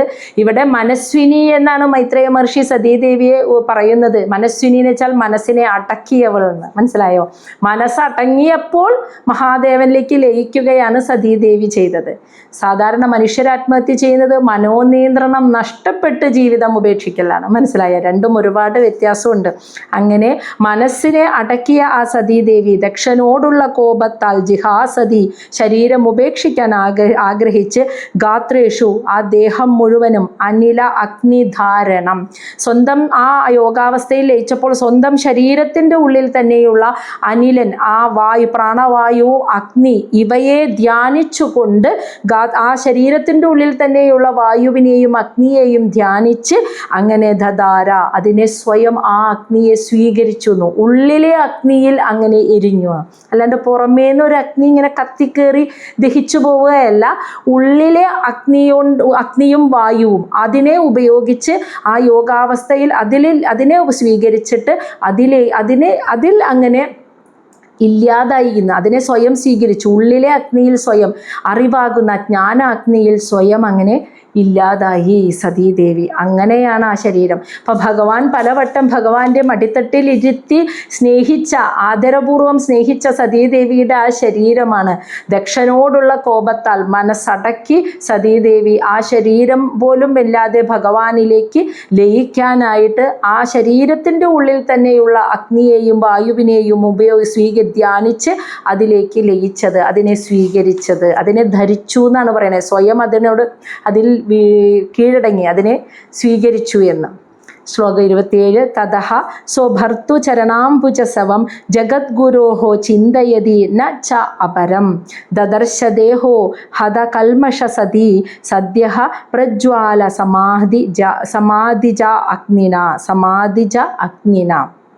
തതഃ അനന്തരം സ്വഭർത്തു സ്വന്തം ഭർത്താവും ജഗദ്ഗുരു ജഗത്തിൻ്റെ ഗുരുവുമായ മഹാദേവൻ്റെ ചരണാംബുജാസവം പാദാരവിന്ദങ്ങളാകുന്ന തൃപ്പാദങ്ങളാകുന്ന ആ അമൃതത്തെ ചിന്തയതി മനസ്സിലിങ്ങനെ കണ്ട് ന ച അപരം മറ്റൊന്നിനെയും കണ്ടില്ല എന്നതാണ്. ന ച അപരം മറ്റൊരു ചിന്തയുമില്ലാതെ ഭഗവാന്റെ തൃപ്പാദങ്ങളെ മാത്രം ഇങ്ങനെ ചിന്തയതി മനസ്സിൽ ചിന്തിച്ച് ദദർശ കണ്ടിട്ട് ദേഹോ ആ ശരീരം ഹതകൽമഷ സതി ഹതകൽമഷം പാപം മുഴുവൻ നീക്കപ്പെട്ട സതീദേവി സ്വന്തം ശരീരത്തെ സദ്യ ഉടനെ തന്നെ സമാധിജ അഗ്നി ആ സമാധിയാകുന്ന അഗ്നി ഉണ്ടല്ലോ, അതായത് ആ ജ്ഞാനാഗ്നി അതിലേക്ക് പ്രജ്വല അതിലങ്ങനെ ദഹിച്ചുപോയി എന്ന് സതീദേവിയുടെ സമാധിയാകുന്ന ജ്ഞാനമാകുന്ന അഗ്നിയിൽ. അപ്പോൾ ആ ജ്ഞാനമാകുന്ന അഗ്നിയിൽ ആ പൂർണ്ണമായ മുക്തി ലഭിച്ച് സതീദേവി ഒരു ചിന്തയും ആഗ്രഹവുമില്ലാതെ അവളുടെ ആ ജ്ഞാനമാകുന്ന അഗ്നിയിൽ ആ ശരീരം അങ്ങനെ ഇല്ലാതായിപ്പോയി, ദഹിച്ചു പോവുകയാണ് ചെയ്തത്. അത്രയും ആ മനസ്സിനെ നിർമ്മലമാക്കി ജഗത്തിൻ്റെ ഗുരുവും സ്വന്തം പതിയുമായ മഹാദേവൻ്റെ തൃപ്പാദങ്ങളിൽ മനസ്സുറപ്പിച്ച് മറ്റൊരു ചിന്തയുമില്ലാതെ അതിനെ മാത്രം മനസ്സിൽ കണ്ടുകൊണ്ട് പാപം മുഴുവൻ നീങ്ങിയ സതീദേവിയുടെ ശരീരം ആ അഗ്നി ആ ജ്ഞാനാഗ്നിയിൽ അങ്ങനെ ദഹിച്ച് ആ ജ്ഞാനത്തിൽ അങ്ങനെ ദഹിച്ച് ഇല്ലാതാവുകയാണ് ചെയ്തത്. ജ്ഞാനം എന്ന് പറഞ്ഞാൽ ആരാ? സാക്ഷാൽ പരമശിവൻ, ആ മംഗളമൂർത്തി. ആ ജ്ഞാനാഗ്നിയിൽ അങ്ങനെ സതിയുടെ ശരീരം ഇല്ലാതാവുകയാണ് ചെയ്തത് എന്ന്. ഇനി ശ്ലോകം 28. തത് പശ്യതാം ഘേ ഭുവി ച അദ്ഭുതം മഹത് ഇതി ഹേതി വാദ മഹത് ഹാ ഹാ ഇതി വാദ. തത് പശ്യതാം ഖേ ഭുവി ച അദ്ഭുതം മഹത് ഹാ ഹാ ഇതി വാദ സമൂഹാൻ അജായത ഹന്തപ്രിയ ദൈവതമസ്യ ദേവി ജഹൗ അസൂൻ കേന സതി പ്രകോപിത. തത് അപ്പം അത് യാഗശാലയിൽ വെച്ചാണ് ഇത് സംഭവിക്കുന്നത്. അപ്പം നമ്മളൊന്ന് ചിന്തിച്ച് നോക്കൂ, സതി ഇതൊക്കെ ചെയ്യുമ്പോഴും പിതാവ് ഒരു അക്ഷരം പറഞ്ഞ് സതിയെ തടയുന്നില്ല എന്നുള്ളതാണ് ഈ അത്ഭുതമായത്. അത് പശ്യതാം കണ്ടു നിന്ന അദ്ഭുതം മഹത്ത് അത്യധികം മഹത്തരമായ അത്ഭുതകരമായ ഈ ഒരു കാര്യത്തെ കണ്ടു നിന്ന അവിടെ നിന്ന മറ്റെല്ലാ ദേവന്മാരും ഇപ്രകാരം വാദ പറഞ്ഞ് സുമഹാൻ ഉറക്കെ നിലവിളിച്ചു എന്ന്. അജായത അങ്ങനെ ഖേ ഭൂവി ആകാശത്തും ഭൂമിയിലും ആ ശബ്ദം അങ്ങനെ അജായത മുഴങ്ങിക്കേട്ടു എന്ന്. ആ യാഗസ്ഥലത്ത് അത് കണ്ടു നിന്ന് എല്ലാ മഹർഷിമാരും ദേവന്മാരും കണ്ടു നിന്നവരെല്ലാവരും അയ്യോ എന്താണ് ഇത്, ഹാ ഹാ എന്ന് ഉറക്കെ നിലവിളിച്ചുകൊണ്ട് കരഞ്ഞപ്പോൾ അവരുടെ ശബ്ദം ആകാശത്തും ഭൂമിയിലുമാകെ അലയടിച്ചു അവരുടെ ശബ്ദം. എന്നിട്ട് അവര് അപ്പോൾ ആ കണ്ടു നിന്ന ആളുകൾ ദേവന്മാർ പറയാൻ കേട്ടാ, ഹന്ത അയ്യോ കഷ്ടം തന്നെ, പ്രിയ ദൈവതമസ്യ ദേവി, പ്രിയായിട്ടുള്ള ദൈവതമസ്യ ദേവി, ആ മഹാദേവന്റെ ദേവിയായിട്ടുള്ള പത്നിയായ പ്രിയ സതി ജഹൗ അസൂൻ, ദേഹം ഉപേക്ഷിച്ചിരിക്കുന്നു. കേന, ആ ദക്ഷൻ കാരണം ആ സതി പ്രകോപിത, ദക്ഷനാൽ കോപിക്കപ്പെട്ട് ആ സതീദേവി മഹാദേവന്റെ പ്രിയ പത്നി ഇതാ ശരീരം ഉപേക്ഷിച്ചിരിക്കുന്നു. ഇത് കഷ്ടം കഷ്ടം തന്നെ എന്ന് പറഞ്ഞിട്ട് കണ്ടു നിന്നവരൊക്കെ മനോവ്യദുഃഖത്താൽ ഉറക്കെ നിലവിളിച്ചും അത് ആ ശബ്ദം ആകാശത്തും ഭൂമിയിലും അലയടിച്ചപ്പോഴും ദക്ഷൻ ഒന്നും മിണ്ടാതെ പ്രിയപുത്രിയുടെ ദേഹവിയോഗം കണ്ടു നിൽക്കുകയായിരുന്നു. ശ്ലോകം 29. അഹോ അനാത്മ്യം മഹത് അസ്യ പശ്യത പ്രജാപതേ യസ്യ ചരാചരം പ്രജാഹ ജഹൗ അസൂൻ യത് വിമത ആത്മജാ സതി മനസ്വിനി മാനമഭീക്ഷണം അർഹതി. അഹോ, അത്ഭുതം തന്നെ. ഹോ, അനാത്മ്യം, അഹങ്കാരം, മഹത് അസ്യ, മഹത്തായ അഹങ്കാരം, അനാത്മ്യം എന്ന് വെച്ചാൽ മഹത്ത്, മഹത്തായ അഹങ്കാരം, അസ്യ, ആ അഹങ്കാരമുള്ള ഈ ദക്ഷനെ പശ്യത, നിങ്ങളൊന്ന് കാണൂന്ന്. ആ ദേവൻ, ഇത് കണ്ടു നിന്ന ദേവന്മാരാണല്ലോ പുറക്കെ കരഞ്ഞ് നിലവിളിച്ചുകൊണ്ട് പറയാണ് അഹങ്കാരിയായ ഈ ദക്ഷനെ എല്ലാവരും ഒന്ന് നോക്കൂ എന്ന്. പ്രജാപതിയായ ദക്ഷൻ, യസ്യ ചരാചരം പ്രജ, യസ്യ എന്ന് വെച്ചാൽ ആരാണോ ചരാചരം, ചരാചരങ്ങളായ പ്രജ, സർവചരാചരങ്ങളാകുന്ന പ്രജകളുടെ സന്താനങ്ങളുടെ പിതാവായിരിക്കുന്നത് ആരാണോ അങ്ങനെയുള്ള പ്രജാപതിയായ ദക്ഷന്റെ വലിയ അഹങ്കാരം എല്ലാവരും ഒന്ന് കാണൂ എന്ന്. ഒന്നും മിണ്ടാതെ നിൽക്കുകയാണ് സ്വന്തം പുത്രി പോകുമ്പോഴും. ജഹൗ അസൂൻ, സ്വന്തം ശരീരം ഉപേക്ഷിച്ചു. യത് വിമത, എന്തുകൊണ്ടാണെന്നാൽ വിമത എന്ന് വെച്ചാൽ അനാദരിക്കപ്പെട്ടത്, അപമാനിക്കപ്പെട്ടതുകൊണ്ട്. ആത്മജാ സതി, സ്വന്തം പുത്രി സ്വന്തം വീട്ടിൽ കയറി വന്ന് അപമാനിക്കപ്പെട്ടപ്പോൾ അവൾ ശരീരം ഉപേക്ഷിച്ചിരിക്കുന്നു. മനസ്വിനി, മനസ്സിനെ അടക്കാൻ കഴിഞ്ഞ ആ സതീദേവിയുടെ മാനം, അഭീക്ഷണം, അവളുടെ അഭിമാനം, അഭീക്ഷണം എന്നും അർഹതി, അവൾ എന്നും മാനം അർഹതി, അവൾ എന്നും മാനം അർഹിക്കുന്നവളാണ്, മാനിക്കപ്പെടേണ്ടവളാണ്. അപ്പോൾ അവിടെ കണ്ടുന്നവരെല്ലാവരും അപ്പം തന്നെ പറയാണ് ദക്ഷൻ്റെ സ്വന്തം പുത്രി സ്വന്തം വീട്ടിലേക്ക് കയറി വന്ന് ദക്ഷൻ അപമാനിച്ച് ആദരിക്കാതിരുന്നതിൻ്റെ പുറത്ത് ആ ശരീരം ഉപേക്ഷിച്ച് പോയപ്പോൾ സതീദേവി എന്നും മാനിക്കപ്പെടേണ്ടവളായി തീരും. പക്ഷേ ഈ ലോകം മുഴുവൻ നോക്കൂ, ദക്ഷൻ്റെ ഇത്രയും വലിയ അഹങ്കാരം, സർവ്വചരാചരങ്ങളുടെയും പതിയായിരിക്കുന്ന ആണല്ലോ, പ്രജാപതിമാരുടെ പതി എന്ന സ്ഥാനമാണ് ദക്ഷന് കൊടുത്തിരിക്കുന്നത്, പ്രജാപതിമാർ നേതാവ് എന്ന സ്ഥാനം. അപ്പോൾ എല്ലാവരുടെയും എല്ലാ സർവചരാചരങ്ങളുടെയും പതിയായിരിക്കുന്നത് ഇപ്പൊ ദക്ഷനാണല്ലോ. അങ്ങനെയുള്ള ഒരു സ്ഥാനത്തിരിക്കുന്ന ദക്ഷന്റെ ഈ അഹങ്കാരം എല്ലാവരും ഒന്ന് നോക്കൂ. സ്വന്തം വീട്ടിൽ കയറി വന്ന സ്വന്തം പുത്രിയെ അപമാനിച്ച് അവൾ സ്വന്തം ശരീരം ഉപേക്ഷിച്ചിരിക്കുന്നു. എത്ര അഹങ്കാരമാണിത്. പക്ഷേ സതി, മനസ്സടക്കിയ സതീദേവി ഉണ്ടല്ലോ, അവളുടെ മാനം എന്നും വാഴ്ത്തപ്പെടുമെന്ന് അവിടെ നിന്ന് കണ്ടവരൊക്കെ ഉറക്കെ വിളിച്ചു പറഞ്ഞു. സഹായം ദുർമർഷ ഹൃദയോ ബ്രഹ്മദൃക്ച ലോകേ അപകീർത്തിം മഹതീം അവാപ്സ്യതി യത് അംഗജാം സ്വാം പുരുഷദ്വിഡ് ഉദ്യതാം ന പ്രത്യക്ഷേത് മൃദയേ അപരാധതഃ. സഹായം, ആ ദക്ഷൻ ദുർമർഷഹൃദയ, ദുഷ്ടമനസ്സുള്ളവനായ, ബ്രഹ്മദൃക്ക്, ബ്രാഹ്മണനാവാനുള്ള യാതൊരു അർഹതയുമില്ലാത്തവനാണ് ആ ദക്ഷൻ. അവിടെ നിന്ന് ചുറ്റും നിൽക്കുന്നവരാണ് ഈ വിളിച്ചു പറയുന്നത്. ബ്രാഹ്മണനാവാൻ ഒരു അർഹതയുമില്ലാത്ത ദുഷ്ടമനസ്സുള്ള ആ ദക്ഷൻ ഈ ലോകത്ത് ഇനി വരാൻ പോകുന്ന ഈ ലോകത്ത് അപകീർത്തിയും, അവൻ്റെ അപകീർത്തി മഹതി, വ്യാപിക്കും, അവാപ്സ്യതി, അത് തന്നെ സംഭവിക്കും എന്ന്. ദുഷ്ടമനസ്സുള്ള ബ്രാഹ്മണനാവാതിരിക്കാനുള്ള ഒരു യോഗ്യതയുമില്ലാത്ത ദക്ഷന്റെ ഈ പേരുദോഷം, ഈ അപകീർത്തി ഇനിയും ഈ ലോകം മുഴുവൻ വ്യാപിക്കുകയും ചെയ്യും. വരാൻ പോകുന്ന കാലത്തും അത് എല്ലാവരും അറിഞ്ഞ് അത് വ്യാപിക്കും, അത് സംഭവിച്ചിരിക്കും. യത് അംഗജാം, ആരുടെ പുത്രിയാണോ, സ്വന്തം പുത്രിയെ ആരാണോ പുരുഷദ്വിഡ് ഉദ്യതാം, അതായത് പുരുഷനായിരിക്കുന്ന മഹാദേവനെ വെറുപ്പിച്ച് മഹാദേവന്റെ ശത്രുവായിരിക്കാൻ ശ്രമിച്ചു കൊണ്ടിരിക്കുന്ന ആ ദക്ഷൻ സ്വന്തം പുത്രിയെ മൃദയെ അപരാധത, സ്വന്തം ഞാൻ ചെയ്ത അപരാധത്താൽ എൻ്റെ പുത്രി ശരീരം ഉപേക്ഷിക്കുന്നത് കണ്ടിട്ട് ന പ്രത്യക്ഷേത്, അതിനെ തടയാതെ നിന്നുവല്ലോ എന്ന്. അതാണ് ആ ദേവന്മാരും എല്ലാവരും വിളിച്ചു പറയുന്നത്. ഇത്രയും വലിയ സ്ഥാനത്തിരിക്കുന്ന പ്രജാപതിയായ ദക്ഷൻ സ്വന്തം പുത്രി, ശിവനോടുള്ള ദേഷ്യത്താൽ സ്വന്തം പുത്രി താൻ ചെയ്ത തെറ്റിൻ്റെ ഫലമായിട്ട് ശരീരം ഉപേക്ഷിക്കുന്നത് നോക്കി നിന്നു തടയാതെ. എത്ര ദുഷ്ടനാണ് ദക്ഷൻ! ബ്രാഹ്മണനായിരിക്കാൻ ഒരു യോഗ്യതയില്ലാത്തവനാണ് ദക്ഷൻ. ദക്ഷൻ്റെ ഈ അപകീർത്തി ലോകം മുഴുവൻ വ്യാപിക്കും. എത്ര കാലം കഴിഞ്ഞാലും ഈ അപകീർത്തിയുടെ പേരിൽ ദക്ഷൻ അറിയപ്പെടുകയുള്ളൂ എന്ന് ആ ദേവന്മാരൊക്കെ ഇങ്ങനെ ശാപവാക്കുകൾ വരെ ദക്ഷൻ്റെ മേലേക്ക് ചൊരിഞ്ഞു എന്നാണ് പറയുന്നത്. ശ്ലോകം 31. വദതി ഏവം ജനേ സത്യാ ദൃഷ്ട്വാ അസുത്യാഗം അദ്ഭുതം ദക്ഷം തദ് പാർഷദാ ഹന്തും ഉദതിഷ്ഠൻ ഉദായുധ. വദതി ഏവം, ഇപ്രകാരം പറഞ്ഞുകൊണ്ടിരിക്കുന്ന ജനേ, അവിടെ ചുറ്റും കൂടിയിരിക്കുന്ന ജനങ്ങൾ ഇപ്രകാരം പറഞ്ഞപ്പോൾ സതിയുടെ അസുത്യാഗം അദ്ഭുതം, മഹത്തായ ഈ ശരീരത്യാഗത്തെ ദൃഷ്ട്വാ, കണ്ടിട്ട്.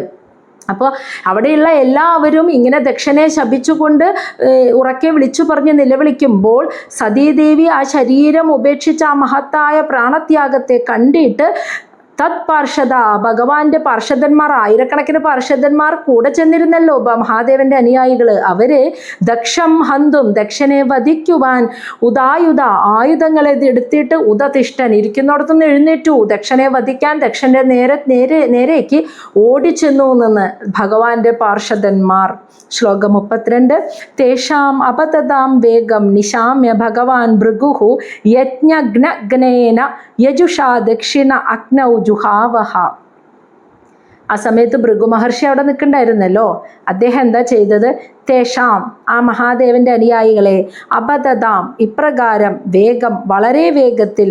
അപ്പോൾ വളരെ വേഗത്തിൽ ദക്ഷനെ വധിക്കാൻ ആയുധമെടുത്ത് മുന്നോട്ട് വരുന്ന മഹാദേവന്റെ അനുയായികളെ നിശമ്യ, കണ്ടിട്ട് ഭഗവാൻ ഭൃഗു മഹർഷി യജ്ഞഗ്നേന എന്ന് വെച്ചാൽ യജ്ഞത്തിന് തടസ്സം നിൽക്കുന്നവരെ വധിക്കുവാനായിട്ട് യജുർ മന്ത്രത്തെ ജപിച്ചിട്ട് ദക്ഷിണ അഗ്നൗ, ദക്ഷിണ യാഗാഗ്നിയുടെ ദക്ഷിണ ഭാഗത്ത് നിന്ന് ജുഹാവഹ, തർപ്പണം ചെയ്തു എന്ന്. അപ്പോൾ യജ്ഞത്തിന് തടസ്സം നിൽക്കുന്നത് ആരോ? അവരെ വധിക്കുക. അവർ തടസ്സത്തിനായി വരുമ്പോൾ അവരെ വധിക്കാനായിട്ട് യജുർവേദത്തിൽ നിന്നുള്ള ഒരു മന്ത്രത്തെ ജപിച്ചിട്ട്, ഒരു പ്രത്യേകതരം മന്ത്രത്തെ ജപിച്ചിട്ട് ആ യാഗത്തിന് തടസ്സം നിൽക്കുന്നവരെ വധിക്കാൻ വേണ്ട കർമ്മം, അതിനായിട്ട് ആ യാഗാഗ്നിയുടെ തെക്കുഭാഗത്ത് ചെന്ന് നിന്ന് തർപ്പണം ചെയ്തു എന്ന് ഭൃഗു മഹർഷി. അതായത് മഹാദേവന്റെ അനുയായികൾ ദക്ഷനെ വധിക്കാൻ വരില്ലേ? ദക്ഷനാണല്ലോ നടത്തുന്നത് ഈ യജ്ഞ മഹോത്സവം. അപ്പോൾ യജ്ഞത്തിന് തടസ്സം നിൽക്കുന്ന മഹാദേവന്റെ അനുയായികളെ വധിക്കാൻ ഭൃഗു മഹർഷി ഉടൻ തന്നെ യജുർവേദത്തിൽ ഒരു മന്ത്രം ജപിച്ച് ആ യാഗാഗ്നിയുടെ തെക്കുഭാഗത്ത് നിന്ന് തർപ്പണം ചെയ്തു. അങ്ങനെ ചെയ്തപ്പോൾ എന്താ സംഭവിച്ചത്? ശ്ലോകം 33. അധ്വർയുണ ഹൂയമാനേ ദേവ ഉത്പേതു രോചസ ഋഭവഃ നാമ തപസാ സോമം പ്രാപ്ത സഹസ്രശഃ. അധ്വർയുണ, പുരോഹിതനായിരിക്കുന്ന ഭൃഗു മഹർഷി, അതാണ് അധ്വരീണ എന്ന് പറയുന്നത്. പുരോഹിതനായ ഭൃഗു, അധ്വരീണ, ഹൂയമാനെ, ഭൃഗു മഹർഷിയാൽ അർപ്പിക്കപ്പെട്ട ആ തർപ്പണത്തിൻ്റെ ഫലമായി ദേവന്മാർ, ഋഭവഃ നാമ, ഋഭവന്മാർ എന്നറിയപ്പെടുന്ന ദേവന്മാർ, തപസ, ആ ഭൃഗു മഹർഷിയുടെ തപോശക്തിയുടെ ഫലമായിട്ട് സോമം പ്രാപ്തം, അതായത് ചന്ദ്രലോകത്ത് നിന്ന്, ചന്ദ്രമണ്ഡലത്തിൽ നിന്നും സഹസ്രശഃ, ആയിരക്കണക്കിന് ഈ ദേവന്മാർ ഉത്പേതു രോചസ, അതായത് രോചസ, വളരെ വലിയ ശക്തിയോടെ ഉത്പേതു, ഉയർന്നു വന്നു എന്ന്. യാഗത്തിന് തടസ്സം നിൽക്കുന്നവരെ വധിക്കാനാണ് ഭൃഗു മഹർഷി ഈ യജുർവേദത്തിലെ മന്ത്രം ജപിച്ച് തർപ്പണം ചെയ്തത്. അങ്ങനെ പുരോഹിതനായിട്ടുള്ള ഭൃഗു മഹർഷി തർപ്പണം ചെയ്തപ്പോൾ ആ ഭൃഗു മഹർഷിയുടെ ശക്തി, തപസ്സിൻ്റെ ശക്തി കൊണ്ട് ചന്ദ്രമണ്ഡലത്തിൽ നിന്നും ഋഭവന്മാർ എന്ന നാമത്തിൽ അറിയപ്പെടുന്ന ദേവന്മാർ അത്യധികം ശക്തിയോടുകൂടി പുറത്തു വന്നു. അത് ഒരാളല്ല, ആയിരക്കണക്കിന് ദേവന്മാർ, ഋഭവന്മാർ എന്നാണ് അവരറിയപ്പെട്ടിരുന്നത്. ആ ദേവന്മാർ പുറത്തേക്ക് വന്നു. അവർ മഹാദേവന്റെ അനുയായികളെ വധിക്കുവാനായിട്ട് മുന്നോട്ട് വന്നു. അങ്ങനെ ഒരു യുദ്ധമാണ് അവിടെ സംഭവിച്ചത്. ശ്ലോകം 34. തൈ അലാദ ആയുധേ തൈഹി അലാദ ആയുധേ സർവേ പ്രമദഃ സഹ ഗുഹ്യകാഃ ഹന്യമാനഃ ദിശഃ ബേജുഃ ഉഷദ്ഭിഃ ബ്രഹ്മതേജസഃ. തൈഹി അവർ ഈ ചന്ദ്രമണ്ഡലത്തിൽ നിന്നും വന്ന ഈ ഋഭവന്മാർ എന്നറിയപ്പെടുന്ന ദേവന്മാരുണ്ടല്ലോ, അവര് അലാദ ആയുധേ, തീക്കൊള്ളിയായിരുന്നു അവരുടെ കയ്യിലെ ആയുധമെന്ന്. കയ്യിൽ തീക്കൊള്ളിയും പിടിച്ച് സർവേ പ്രമദ, എല്ലാ മഹാദേവന്റെ ഭൂതഗണങ്ങളെയും സഹഗുഹ്യക, ഗുഹ്യകന്മാരുണ്ടായിരുന്നു. ഭഗവാന്റെ ഭൂതഗണങ്ങളിൽ പെടുന്ന ഒരു വിഭാഗമാണ് ഗുഹ്യകന്മാർ. അതാണ് ഗുഹ്യകന്മാരോടുകൂടി നിൽക്കുന്ന ഭഗവാന്റെ എല്ലാ ഭൂതഗണങ്ങളെയും കയ്യിൽ തീക്കൊള്ളിയും പിടിച്ചു വരുന്ന ഋഭവന്മാർ എന്ന് പറയുന്ന ഈ ദേവന്മാർ ഹന്യമാന, ആക്രമിച്ചു. അപ്പോൾ അവർ ദിശഃ ബേജു, 4 ദിക്കിലേക്കും പേടിച്ചോടിയുന്ന ഭൂതഗണങ്ങൾ. ഉഷദ്ഭിഹി, ഉജ്ജ്വലമായ ബ്രഹ്മ തേജസ, ഭൃഗു മഹർഷിയുടെ തപസ്സിന്റെ ശക്തിയിൽ നിന്നല്ലേ. അപ്പോൾ ആ ഉജ്ജ്വലമായ ഭൃഗു മഹർഷിയുടെ ആ ബ്രഹ്മ തേജസ്സിൽ നിന്നും ഉണ്ടായവരായതുകൊണ്ട് വളരെ വലിയ ശക്തി. അതാണ് ഉഷദ്ഭിഹി. അത്രയ്ക്കും ശക്തിയുള്ള ഈ ഋഭവന്മാരായ ദേവന്മാർ കയ്യിൽ തീക്കൊള്ളിയും പിടിച്ച് ചെന്നപ്പോൾ മഹാദേവന്റെ ഗുഹ്യകന്മാരുൾപ്പെടെയുള്ള ഭഗവാന്റെ പാർഷദന്മാരായ അനുയായികളെ ആക്രമിച്ചപ്പോൾ അവർ പേടിച്ചു വരണ്ട്. അവർക്ക് ഇവരെ പൊരുതാനുള്ള ശക്തി ഉണ്ടായില്ല. അങ്ങനെ ഭഗവാന്റെ അനുയായികൾ, ഭൂതഗണങ്ങൾ പേടിച്ചു വിരണ്ട് പല ഭാഗങ്ങളിലേക്കായി ഓടി എന്നാണ് പറയുന്നത്. ഇനി ഇതിൻ്റെ ബാക്കി അടുത്ത അധ്യായം നമുക്ക് നാളെ കാണാം. Thank you, teacher. നമസ്തേ.